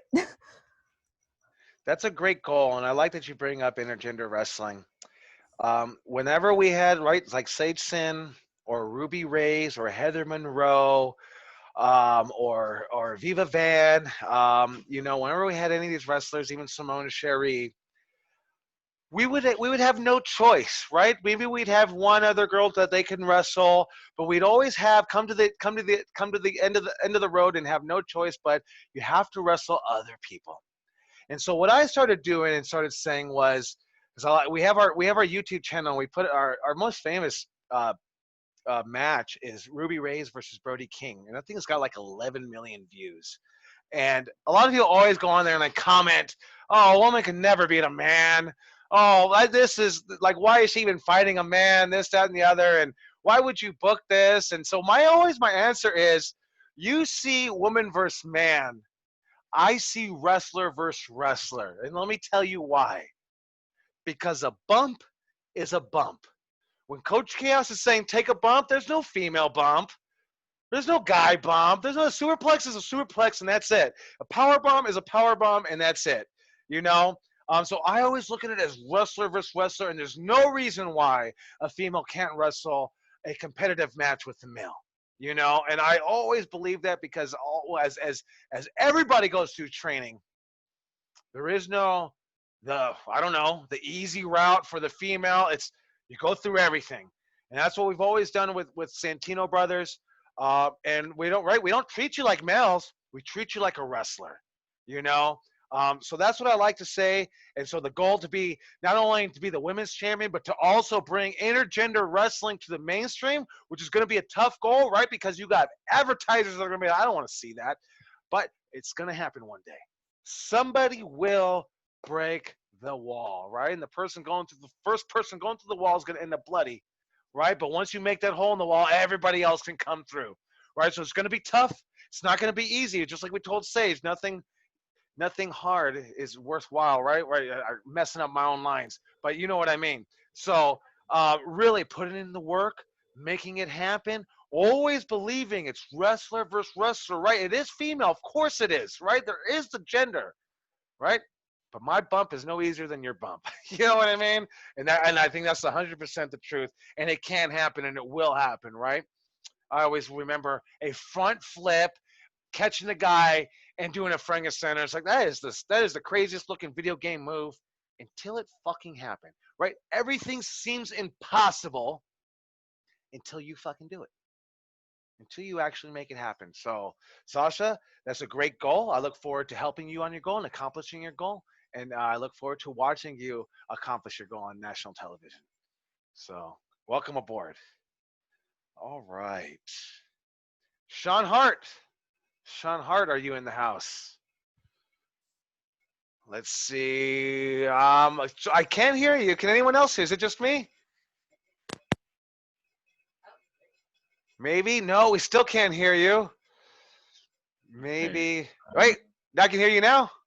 You hear me? Yeah, there you go. Got you. Okay. Yeah, we'll make it. We'll become Zoom experts by the end of this. Yes.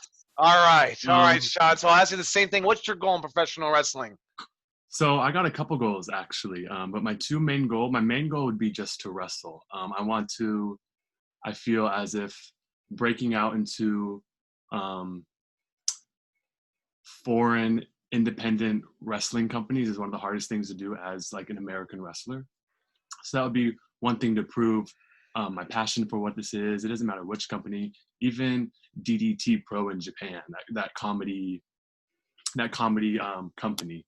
Like that would even, I feel like add so much expertise. Also, create. I love to create. I love to be conceptual. I love dyeing my hair, makeup, fashion. I love all that. So you never really see that with male wrestlers. Maybe Adrian Street, one person, Velveteen Dream. I don't know.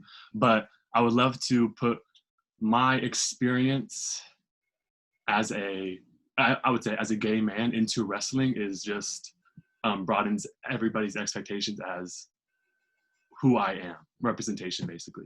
Because I don't really see anybody for me to guide, so I kind of have to make that my own. And I would love to show people like looking up to a gay wrestler what they can do. That's an awesome goal. Yeah, no, it totally makes sense, right? You want to wrestle, you want to represent yourself and your people, you want to create, right? The light bulb went off in my head. Create, man, that is exactly what we do in professional wrestling. You say you want to bleach your hair, right? Having that, let's say, I'll bleach it, I'll cut it in a mohawk. I want to create, right? As a professional wrestler, I remember I got my biggest break because I said, I'll bleach my hair platinum blonde. I don't care. I'll do what I got to do to make it happen. I want to try to be creative. So as soon as you mentioned that, I thought about that experience with me. But also having somebody look up to you, you know, making that representation for yourself, I think is a great goal. You know, you talked about Adrian Street, you know, and you're right.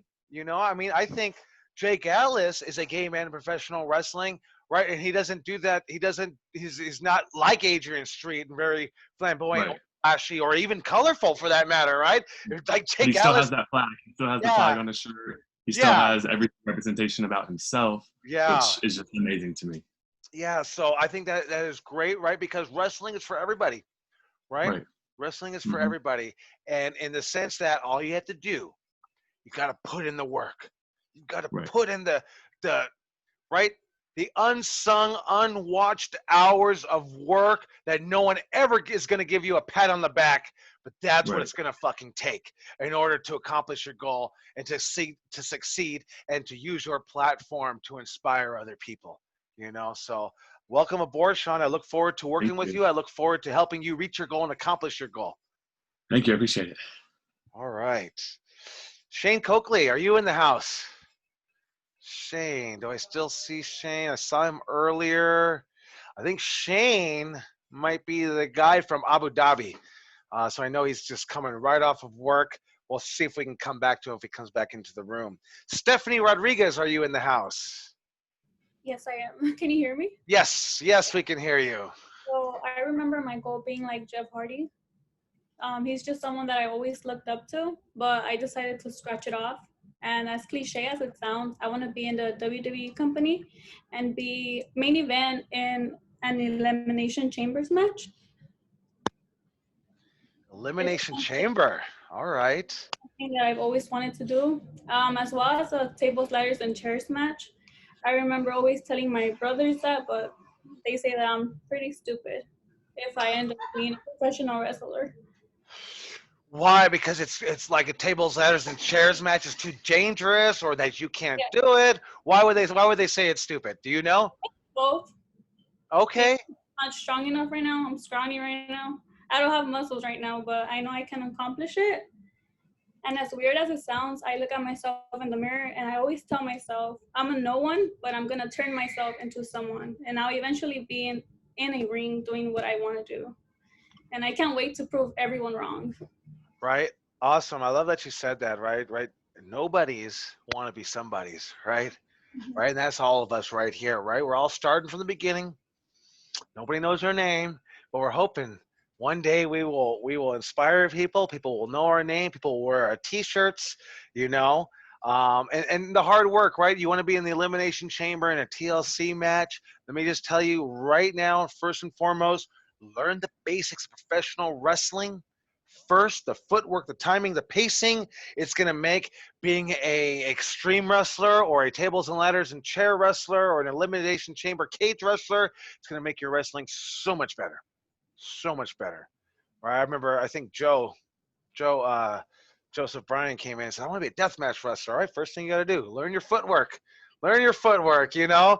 So I look forward to helping you on your goal. Help you accomplishing your goal on that. And I look forward to watching the Elimination Chamber with you in it. So let's work together, right? What we got to do, it's going to take a tremendous amount of work. All right. Thank you, Stephanie. Let's see here. Taylor, are you in the house? I am here. Hello.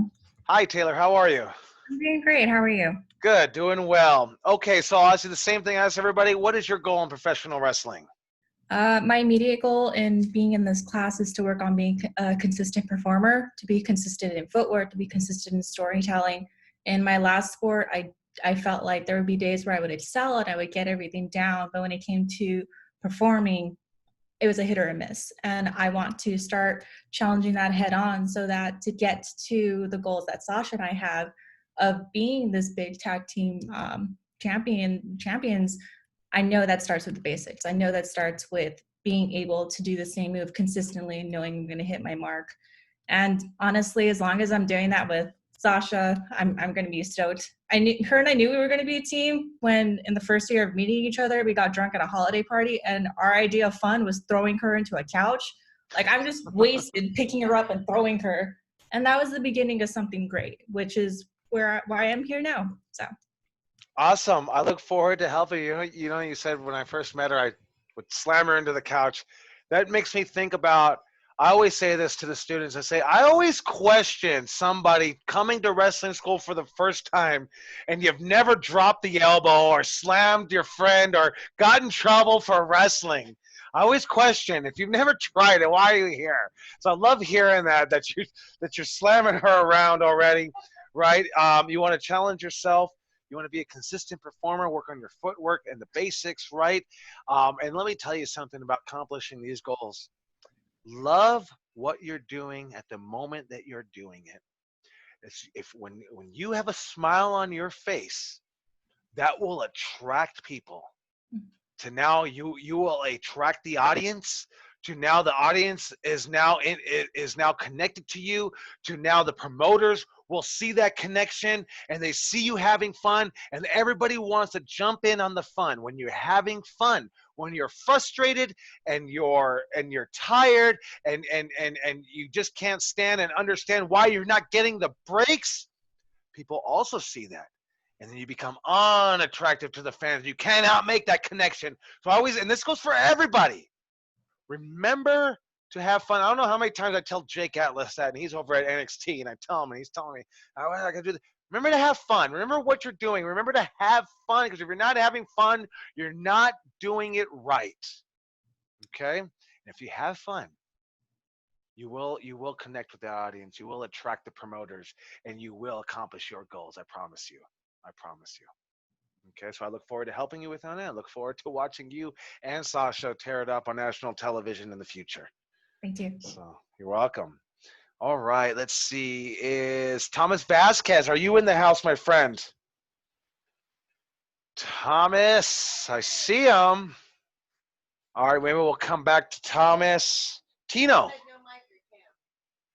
are you in the house? Yeah. All right. What's up? Tino, what's up, man? How are you? I'm kind of nervous. This is the first time I'm around people who also like pro wrestling. So I'm just a little my heart's a little racing right now. So I'm just pretty happy. We're all new here, right? Right? We're gonna shed that. You're gonna be nervous, right? Let me tell you something about nervousness. I always say this, and everyone gets really happy until I say the second part. You know what nerves are? You know what being nervous is? My buddy Aaron Aguilera, he wrestled John Cena back in 2005 with Carlito, and he said he goes, I was on the roster with Eddie Guerrero, and he goes, Eddie, every time I go out there, I got these nerves and these butterflies in my stomach, and I'm just so goddamn nervous before my match. And he goes, you know what Eddie Guerrero told me? I go, what did Eddie Guerrero tell you? Tell me, right? Because I'm always trying to get this information. And he goes, Eddie Guerrero told me, you're nervous because you care. And I go, fuck yeah, that's what I'm talking about. Nervous because I fucking care about this shit. And I start pumping my chest out like, fuck yeah, that's why I'm nervous whenever I'm nervous. And he goes, then Aaron Aguilera finishes and goes, so you know what? I asked La Parka the same thing. I said, Parka, I get nervous before every match, man. Why is that? And Parker goes, you get nervous because you're not fucking prepared. God damn it. I want to believe Eddie Guerrero. And I think we've determined, I think you are nervous because you care, but also you may not be prepared. So I always like to say, well, you know what? I'm going with what Parker said. I'm going with what Parker said because I will be prepared. So I don't want to be fucking nervous. But it's okay to be nervous in professional wrestling, right? I do believe that it doesn't mean that you care. You care what you do, right? If you're not nervous, you don't care, right? Oh, fuck up your spot, Tino. Like, no, man, I'm nervous. I don't want to fuck up your spot, Tino. I want to make you look great. All right. Now that I got that out, let me ask you, what is your goal in professional wrestling, my friend? Oh, before that, I heard that nervousness and excitement, they're like the same feeling. It's just your mindset. So yeah, I guess that's just for anybody out there. But a little bit about me. I used to watch wrestling. I love wrestling. Watched it growing up. Then when it came time to try to pursue it, I was like, nah, I'm gonna go to school. Do the adult thing. Try that. Didn't like it, but now I'm here, and my goal, as crazy as it sounds, as stupid as it sounds, I want to be one of the greatest of my gen. That is my goal. And the thing is I'm willing to work hard for it, but I just don't know exactly what avenues to go down, or I don't have the right advice or the right mentors or anything. So that's why I'm here, to try to gain that confidence, so that like when these 6 weeks are over, I'm gonna go out on the road and I'm going to work to become one of the greatest of my generation. And if I fall short, it is what it is. But I'm honestly just excited even saying that so much. Sorry, like just even saying it, and the fact that like I'm ready to actually put in the work. So that's it. And I hope that everybody here, you know, we can all be one big family, help each other out. And Joey and Jez, I look forward to the next 6 weeks. Awesome. Well, I look forward to working with you. And I know I think you said, someone said cliche, but I think you said, as dumb as it sounds, I want to be the greatest of my generation. That's not dumb. Yeah. That's not dumb at all, man. Okay, I'm going to tell everybody here right now, no more self-negative talk. No more self-negative talk, right? Yeah, believe in yourself, right? If you don't believe in yourself, how can anyone else, right? So it's not dumb. When I'm in WrestleMania, I'm gonna get all you tickets. Don't worry. Yes. I got y'all. Yeah, hell yeah. I want front row. I got you. Don't worry, bro. That's what I told Jake and Brody. Camera seat right there. I said, I want front row. It's the only way I'll show up. And then I told him, I said, but you know what?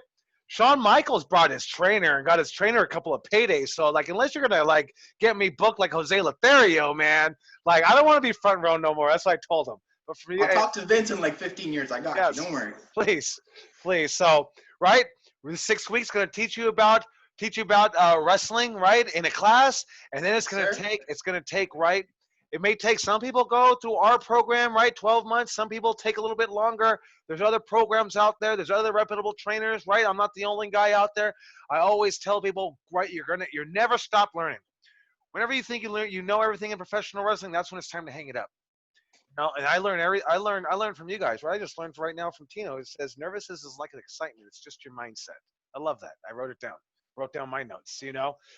So I have no shame saying I learn from you guys every day. I learn from beginners every day. And because I have that feeling, once I stop learning, then it's time to hang it up. So I look forward to working with you, Tino. I look forward to helping you become the greatest of your generation. And just think about the generation, right? My generation, I got to say, probably The Rock, hands down. Damn right. Greatest, right? Yeah, there you go. You're going toe to toe.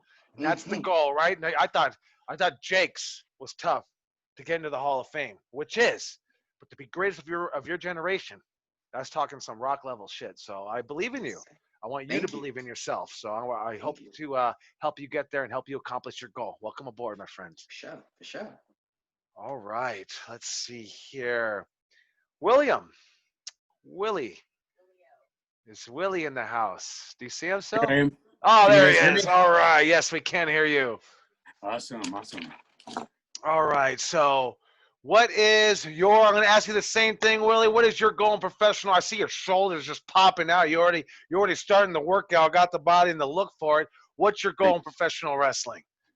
Mostly like, well, it's great to be here, guys. I wanted to always be a part of Santino's, and this offers a great opportunity to be a part because I'm out in New Mexico.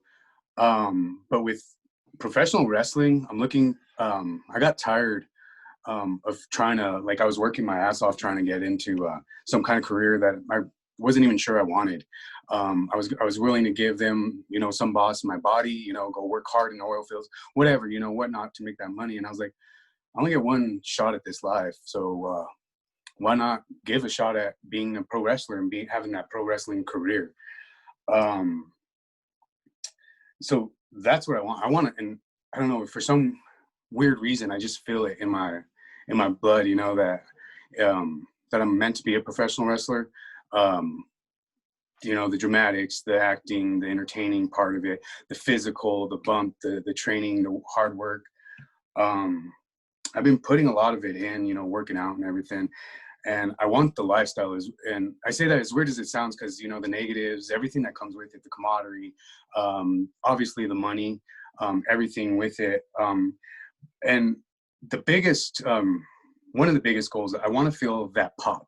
I want to run out into the crowd or, come out to my entrance. And best example, Edge at WrestleMania this past, or not WrestleMania, Royal Rumble.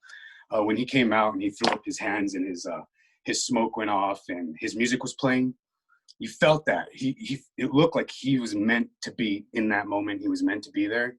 And I want that, you know, I want to feel that moment. I want my moment. I don't know if anybody remember a movie from the early 90s called Angus. It's about a big fat kid, and, you know, kind of, he was real nerdy, good at science, good at football, but everyone kind of bullied him. And all he ever said is, I want my moment, damn it. And, you know, he went and beat up the popular guy in school and at that prom and stuff like that, and got his moment. You know, the popular girl left with him. So that's what I want. And ultimately, you know, the big thing is like I said, I'm from New Mexico. I love independent wrestling. I want to bring that back here. We have a sports commission that kind of makes things hard, but we have a bunch of great wrestlers here, a bunch of good local wrestlers training hard and everything. And I really want to bring that to New Mexico and really showcase in front of not only our like, you know, the people here in New Mexico, but make some noise to where other people are like, wow, look, you know, New Mexico, which is a part of the United States, but you know, and just really show that we have some wrestlers and that we have a scene here, and I want to be a part of that scene, and, you know, a successful part. Awesome. I look forward to working with you. Are you training with Seville? Yes, I am, sir. Okay, all right. Here He told me, he said one of my students is going to join. So awesome. Yeah, So you're in great hands with Seville. Seville is you know, he started and he got frustrated about wrestling and then decided to do something about it, and then he started wrestling all over the place. But yeah, you're in great hands with Seville, and I kind of feel the same thing with you. Like, right when I was coming up in the mid '90s, all the talk was about the East Coast. No one really talked about Southern California or California in general. And always struggling and striving to try to put Southern California on the map, right? Because at the end of the day, when it's all said and done, they open up the books. They go, SoCal, oh yeah, Joey Chaos really worked hard on trying to really make it better than when he started, you know. And so I really think that's an incredible and a great goal for New Mexico, because like you're right with the commission, I don't hear much wrestling coming out of there. Even with Seville, I talk to him from time to time. Even with Seville being there, I still don't hear enough wrestling. So really trying to get it out there, that's a great goal. It's going to take a lot of hard work. But one thing that you mentioned about your art, and I thought that was great, you mentioned your art, right? Because what I always tell the students, pro wrestling, like art, is not supposed to just look nice. It's supposed to make you feel something. And Willie hit the nail on the head right there, right? I want to make you feel something, and that pop. And let me tell you something about that pop, being in the middle of that fucking ring. I've been on tour. I was on tour with a rock band named Pucifer, and they took us all over the United States, all over Australia, all over Europe, and we were wrestling as their opening band. We were actually wrestling in a ring. And let me tell you something, man. I was on tour with these guys, and we did the bow every night. It must have been like 2,000 to 6,000 people every night, packed houses, packed arenas. That was cool. But there ain't nothing like fucking being in the middle of the fucking ring, hearing 1, 2, 3, and then everyone just goes and cheers for you. There's nothing like it. I mean, there is nothing like being in them. There's nothing like professional wrestling. And that's why I always get a bunch of people through every walk of life that come and want to be a professional wrestler. And I always tell them, man, you have a great job. You know, you're doing great in life. And they say, I don't want to live working for somebody for 75 years and call that a fucking life. Pay my bills and die. That ain't life, man. I'm going to do what I want to fucking do. And so they always tell me, someone's got a great job. Someone has a great position in life. Someone has a heir, you know, to an empire, and they still want to come here to Santino Brothers. I was like, why do you want to do this? I don't want to fucking live life like woulda, coulda, shoulda. I want to create art. I want to make people feel something. And that's what professional wrestling is, right? It's not supposed to just look nice. It's supposed to make you feel it. That's why you felt it when Edge came back and they popped, right? You feel something. You feel something so extreme that it makes you say, God damn, I want to be a professional fucking wrestler because of how it made me feel. And that's the goal. When we start talking about storytelling and match breakdown, that is the ultimate goal. Everything that we do in the ring, shooting star presses, flips, front flips, superplexes off the top rope, that's for us. That's because we love wrestling. We do everything else. The storytelling is for the fans to make them feel something. So I love that you brought that up, Willie. Welcome aboard. I really appreciate you being here. I look forward to helping you accomplish your goal and putting New Mexico on the map, and then also having you get to that ability of being Edge and making people feel something. And trust me, if you think you felt something, imagine what he was feeling in the middle of that fucking ring. Trust me, it's euphoria. It's euphoria. I couldn't even imagine.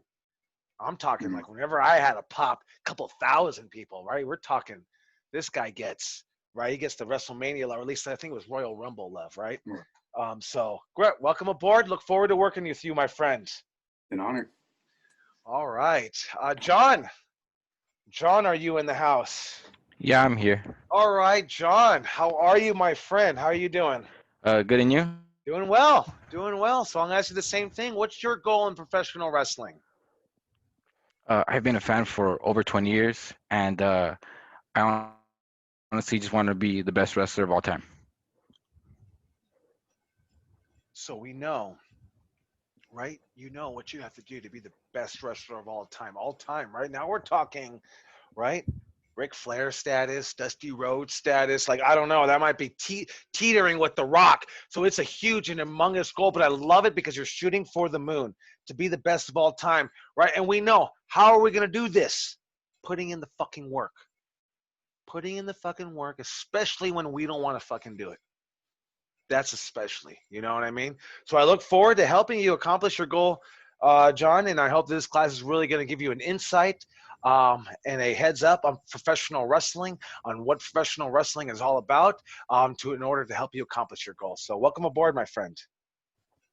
Thank you. Kristen Bell, are you in the house?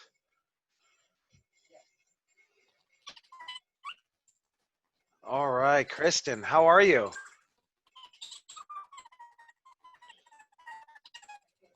You can't hear Sil? Can anyone else hear her? I'm having trouble trying to hear you.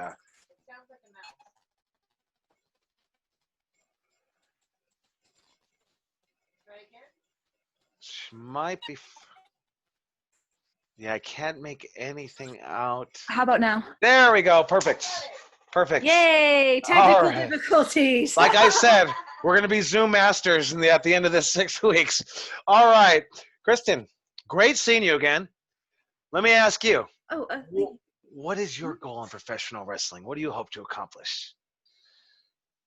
okay. Well, thankfully I wrote it down, so I won't be on a rambling diatribe. So what I want is basically, because I joined wrestling a bit later in life, and thankfully you and Jezebel have given me hope that even when I reach my 40s, I can still go. But yeah, I basically want to go, I want to spread myself out as far as I can. I want to wrestle out of the country, New Japan, or All Japan, what was earlier mentioned. I want to be able to make money off of what I do, especially since I can probably do merchandise with the fact that I have an animation background. I also want to be a master storyteller, because there's certain things I'm very limited on. Like, I'm not the lucha person. I'm not the best when it comes to the flips, but I know I can act. I know I can have a good body presence if I'm given the right direction. And I also enjoy making weird ass promos. I also want to go to one of the big promotions, even if it's just one of them, like WWE, Impact, ROH, AEW. And one of the things I definitely want to accomplish with this class is I want direction, because I've been at this for roughly 6 years, and I've made lots of mistakes. I mean, some of you have probably seen the Soul Cal Uncensored articles. But I've grown from that, and basically there's some stuff that I want to. I don't want to directly say what it is, because I haven't been properly diagnosed yet. But I have some issues when it comes to understanding social cues and basically how to properly conduct myself. So I kind of want that guidance, and because I have a feeling that once I have a proper direction to go for, I am tenacious as fuck. I've made, like I said before, I've made lots of mistakes, and I still want to keep going because I want this fucking bad. And I'm going to get it, goddammit. I will crash through that goddamn wall because I'm crazy enough to do it. I might even volunteer to go head first. Why not? Awesome. You mentioned SoCal Uncensored, right? Let me tell you something, man. I was on drugs, really. Like, it was bad. And they would have a whole thread about me and the Betty Ford Clinic, and they would laugh and laugh and laugh. And man, I would be like, man, I'm human. I got feelings too, man. You know what I mean? And they would be relentless. And so it just made it to a point where I was like, you know what? I don't give a fuck. I'm just going to do what I do what makes me happy. Now, SoCal Uncensored is just always, oh man, in love with what Santino was and Chaos and what they're doing. But man, it was never easy. Now, always, even when they did love me, I'd always go, yeah, sure. Oh, you want to give me a Hall of Fame award? Okay, cool, man. Like, I don't even think I ever showed up to accept it because of the way they treated me. I have the award, but it was always like that. So you're gonna run into that bullshit, right? Just know, hey, realize what you have to do to make it better, right? And make it better. But there's always going to be nasty people out there that are just going to try to make their name off of shitting on you, right? But they usually don't have the balls to fucking get in the ring or even try to do what you're doing right now, And so, and I think, and then also you mentioned about direction and guidance. I feel 100% that's what I lacked in my career. I don't try to make any excuse because I get it. There's probably somebody out there that didn't have any direction or guidance, and they still quote unquote made it. But I felt I had no fucking clue what was right, what was wrong, what I should, what I shouldn't do. And that's why I always tell the students, right? There is no stupid question. Submit. I always just tell people, right? How did the wrestlers at Santino Brothers really get booked? It's not because Joey Chaos goes and calls Super Dragon or anybody. I tell them, I tell Jake, when are you going to get booked on PWG? And he'd be like, what? But you know what it did? It put it in his head, and he says, well, if coach thinks I'm good enough to work there, why am I not working there? People have that lack of believing in themselves. And so I always try to help you and direct you and help you to believe in yourself. And I felt that I really lacked that in my career. And so I'm going to help you on your goal, help you with the direction. And the beauty about Santino Brothers Wrestling is that it is a camaraderie. There is a family here. I always say, right, I might have two of the greatest wrestlers in the class, but we are only as strong as our weakest link. At the end of the day, we all have to help each other. And a little bit in wrestling, there's a lot of ego involved, and you're going to figure out who's going to be able to help you or not. My goal is for you, Kristen, to accomplish your goal, and I hope to really help you accomplish that. And I look forward to working with you. Thank you, sir. You're welcome. You're welcome. All right, so I'm gonna tell you guys right now. Are you guys able to hang with me till about 8:10? If you can't, I totally understand. I'm a big believer in starting on time and ending on time. I think we got a little bit too much into it because I actually do have a curriculum that I'm trying to teach you guys today, not just talk about goals. And I have a shitload of notes for you guys to do that. So now that I have your goals and I have them here, I have them written down, it's going to help me help you accomplish your goals, right? It's going to help me when you guys don't believe in yourself to look back at the goal and what is your why?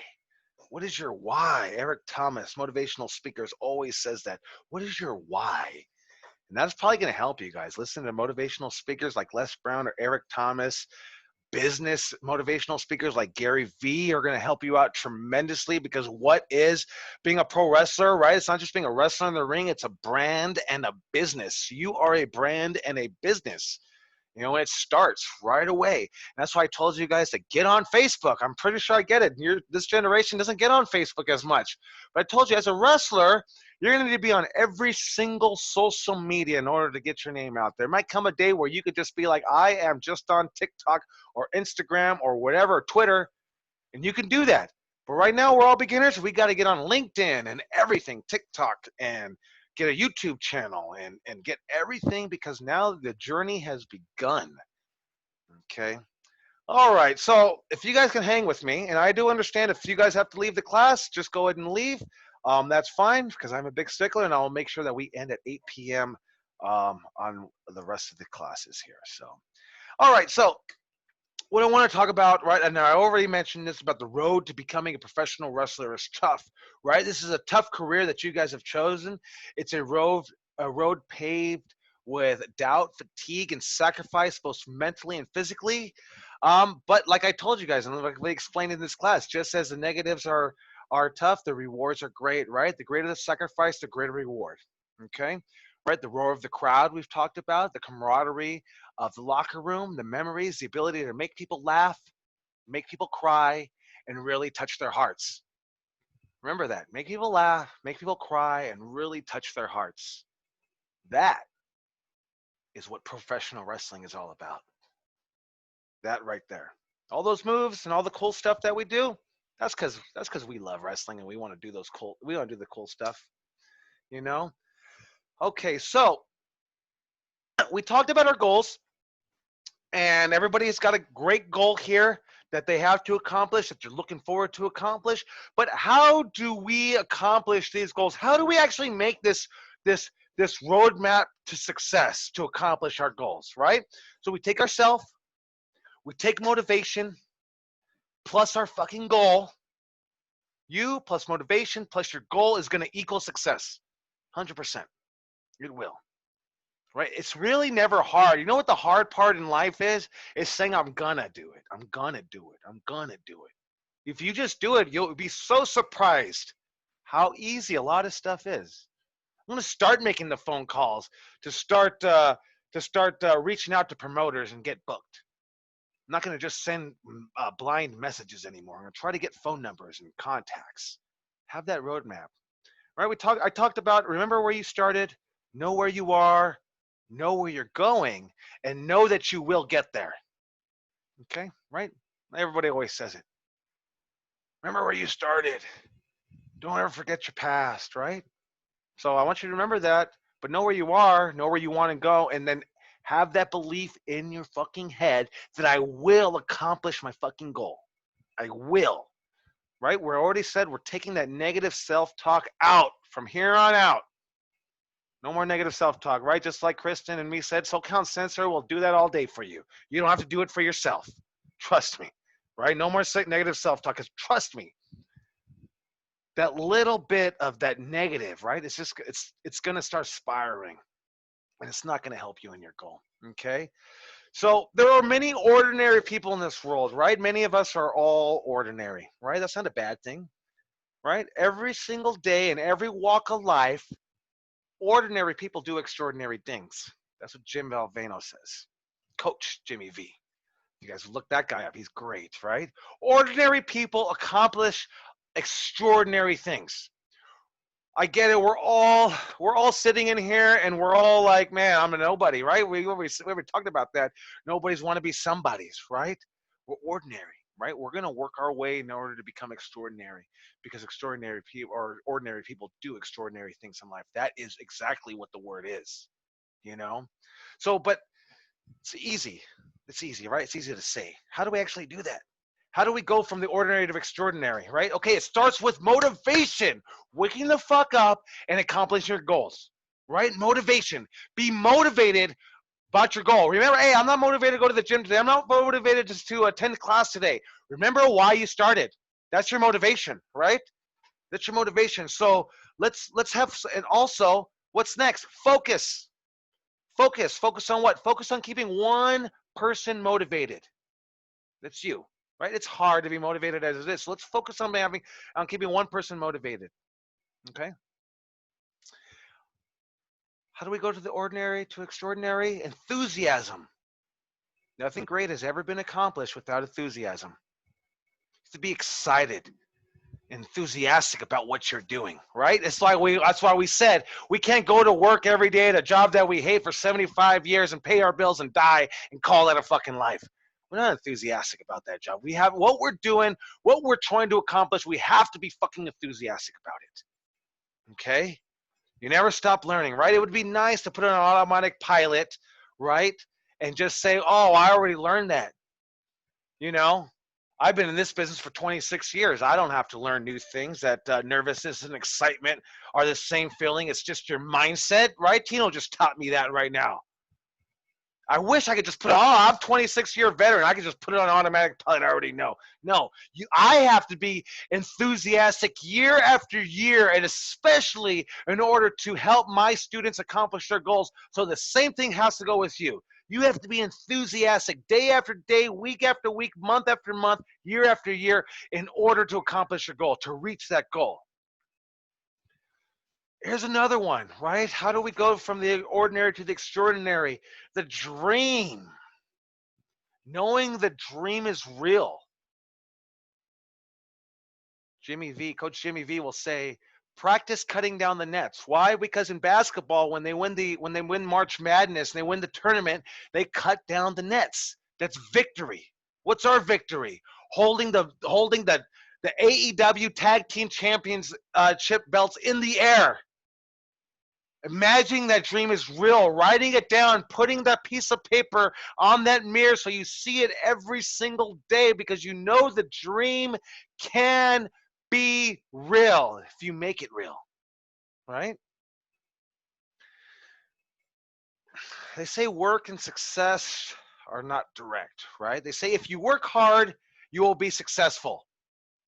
I'd like to believe that to be true, but it's not fucking true. The truth is, if you don't work hard, you don't have a chance to be successful.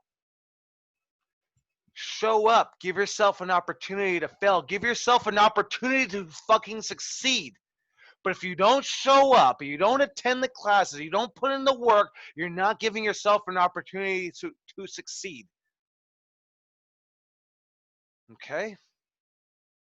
So I want you guys to think about that. Going from the ordinary to the extraordinary in order to accomplish our goals. Be enthusiastic every single day that we get to accomplish our goals. We don't have to accomplish our goals, right? Think about that mindset. I get to do this. I get to go to training every day. I get to go to class. I don't have to go to class. I get to. It's fun. It's a privilege, right? These are just some life tips that I have. Believe in yourself, believe in others, give back every chance you get, and make sure to have fun. Never try to be better than someone else, right? Always learn from others. Always learn from others, right? Hey, listen, Sean and Sage and Melody and Tino and Alfredo and everybody in this class, like, me hating on you has nothing to do with my goal. Me being mad that you made it to national television and I have it has nothing to do with fucking me and my fucking goal. All it's going to do is take time out of my day and not let me work on accomplishing my goal. Okay? So let's think about that, right? We spend so much time, and you guys see it. You guys see the hate on Twitter sometimes, all this Jim Cornette talk or this talk or that. Hey, don't worry about all that shit. Focus on your fucking self, right? There's a meme that goes around and says, burning out someone's candle doesn't brighten yours. You know what I mean? It doesn't. It doesn't, right? I sound like a walking meme. That's true, right? It helps me out. If you ever see me post anything, it's for me. It's not for you guys. It's for me. I need help. All right, become a student of the game. Be coachable. Have a great attitude, even when it fucking sucks. And I add even when it fucking sucks because it's gonna fucking suck. It's gonna get harder before it gets easier. You're gonna hear and hate this shit, man. You're gonna be like, ah, damn, another fucking bump. I gotta do this again. I gotta cut another fucking promo. Jesus Christ. All right. You're gonna hate it, right? It's gonna get a lot harder before it gets easier, before you start having fun in that ring. You know, in order to have fun, you got to put in that hard work, and that hard work ain't fucking easy. Because if it was, there'd be a lot more pro wrestlers out there. Okay. Learn to speak. If you have the gift of gab, that's the key to success. Practice your promos by watching promos. Practice your promos by trying to cut the promos, cutting the promos in the shower, cutting the promos in your mirror, cutting the promos in your car, cutting your promos on your work, cutting your promos to yourself, and then finally, eventually translating to cutting an out loud promo, because that's how you're going to speak it. You're going to speak it out loud and proud. You know, you're gonna say when it's all said and done, the smoke is cleared, and you're staring at the lights, advertising the fact that your ass just got chaostrified. You're gonna have it. You have to speak it. You can't just think it, right? Right. Learn to speak in different gears. Right. Bring it down. Bring it up. Get excited. You know, be able to connect to the people. Okay. How do you do that? Believe what you're saying. And we'll cover that in the promos when we get to. I think that's week 4. We start getting to the promos. We bring Coach Bob in here, and Bob is great on the promos, and he'll help you guys find a character, help you with your personality. Right, here's another one. How do you become a pro wrestler? Find your character, whether it's turn the volume up to 12 or create. It's another thing that we're going to cover in our character class starting week 4. Another one, have the ability to make people cheer, jeer, make them cry, and really touch their hearts. How do you do this? Pro wrestling psychology, which we will cover actually this week. And I want you guys, we're going to learn about how to drive the people's emotions. We are going to become conductors. You're going to learn that professional wrestlers are conductors to bring people up, to bring them down, and to really touch their hearts and make them feel something. So that's what we're going to do in professional wrestling, and that's what we're going to do in this course. We're going to teach you about it, give you an insight, give you a great idea, so that actually when you come to training, you will understand what we are doing in training, what we are asking of you. So, and now what I'm going to do is like I said, I wanted you guys to make your own notes, and then I'm also going to post notes for you guys, right? Don't just take my notes and just copy them, because I want you to write them down and add them to your notes. Because as you write it down, my old boss would always tell me, write it down. You think it's such a great idea, you're going to remember? And I would say, I'll remember, boss. And he says, write it down. No, I don't need to write it down, boss. Did you write it down? No, I forgot. Well, you didn't write it down? No, I didn't write it down. Write it the fuck down. Write it down. Take my notes and write it down. Write it again. You know, it's going to help you in this class, right? So we're going to have homework in this class. Not today. We're going to start this week. We will have homework. And maybe I'll also post the curriculum, what we'll be covering throughout the weeks on our Facebook page. And so I really appreciate you guys joining me on this class today. I'll post the notes for you guys of everything that we covered, everything about the introductions, road to becoming a professional wrestler, how to accomplish your goals, how to go from the ordinary to extraordinary, my life tips, and my tips on how to become a professional wrestler. So you all have that. And it's going to be a plethora of knowledge. So I want you guys to keep your note, and make it happen. So thank you guys for joining me today in this class. Thank you guys for staying at least 6 minutes after to get to the actual curriculum. I look forward to teaching every one of you and helping you accomplish your goals in professional wrestling. And so we're going to go ahead and sign off since we're already over on time. Hopefully on Wednesday, we'll be able to open it up to Q&A, so everyone will have a chance to have a question. If you have a question, you always have the opportunity to message me, write it down, ask us on Wednesday, or even post it into the Facebook group, so that way other people can see the question being answered. So I appreciate you guys. And what we always do when we leave class, we always put our hands in and we go, Santino's on 3, Santino's on 3, and I count 1, 2, 3, and everyone goes, Santino's. And I gotta tell you, when we do it in the summer, it sucked. It never worked. Then we did our last class, and the last class that we did in September, man, they were all on. So let's not make it suck here. Here it goes, guys. Right? All you gotta do is just not suck. Here it goes. All right, Santino's on 3. Santino's on 3. 1, 2, 3. Santino's. All right, guys and gals, I will see you on Wednesday. I look forward to working with you. And on Wednesday, we are going right into storytelling. All right, so I'm Joey Chaos, and I'll be signing off. See you guys. Bye, everyone. Bye. Bye. Bye. Thank you. You're welcome. Snap. Better love. Later, y'all. See you later. Later, y'all. Thank you, Coach.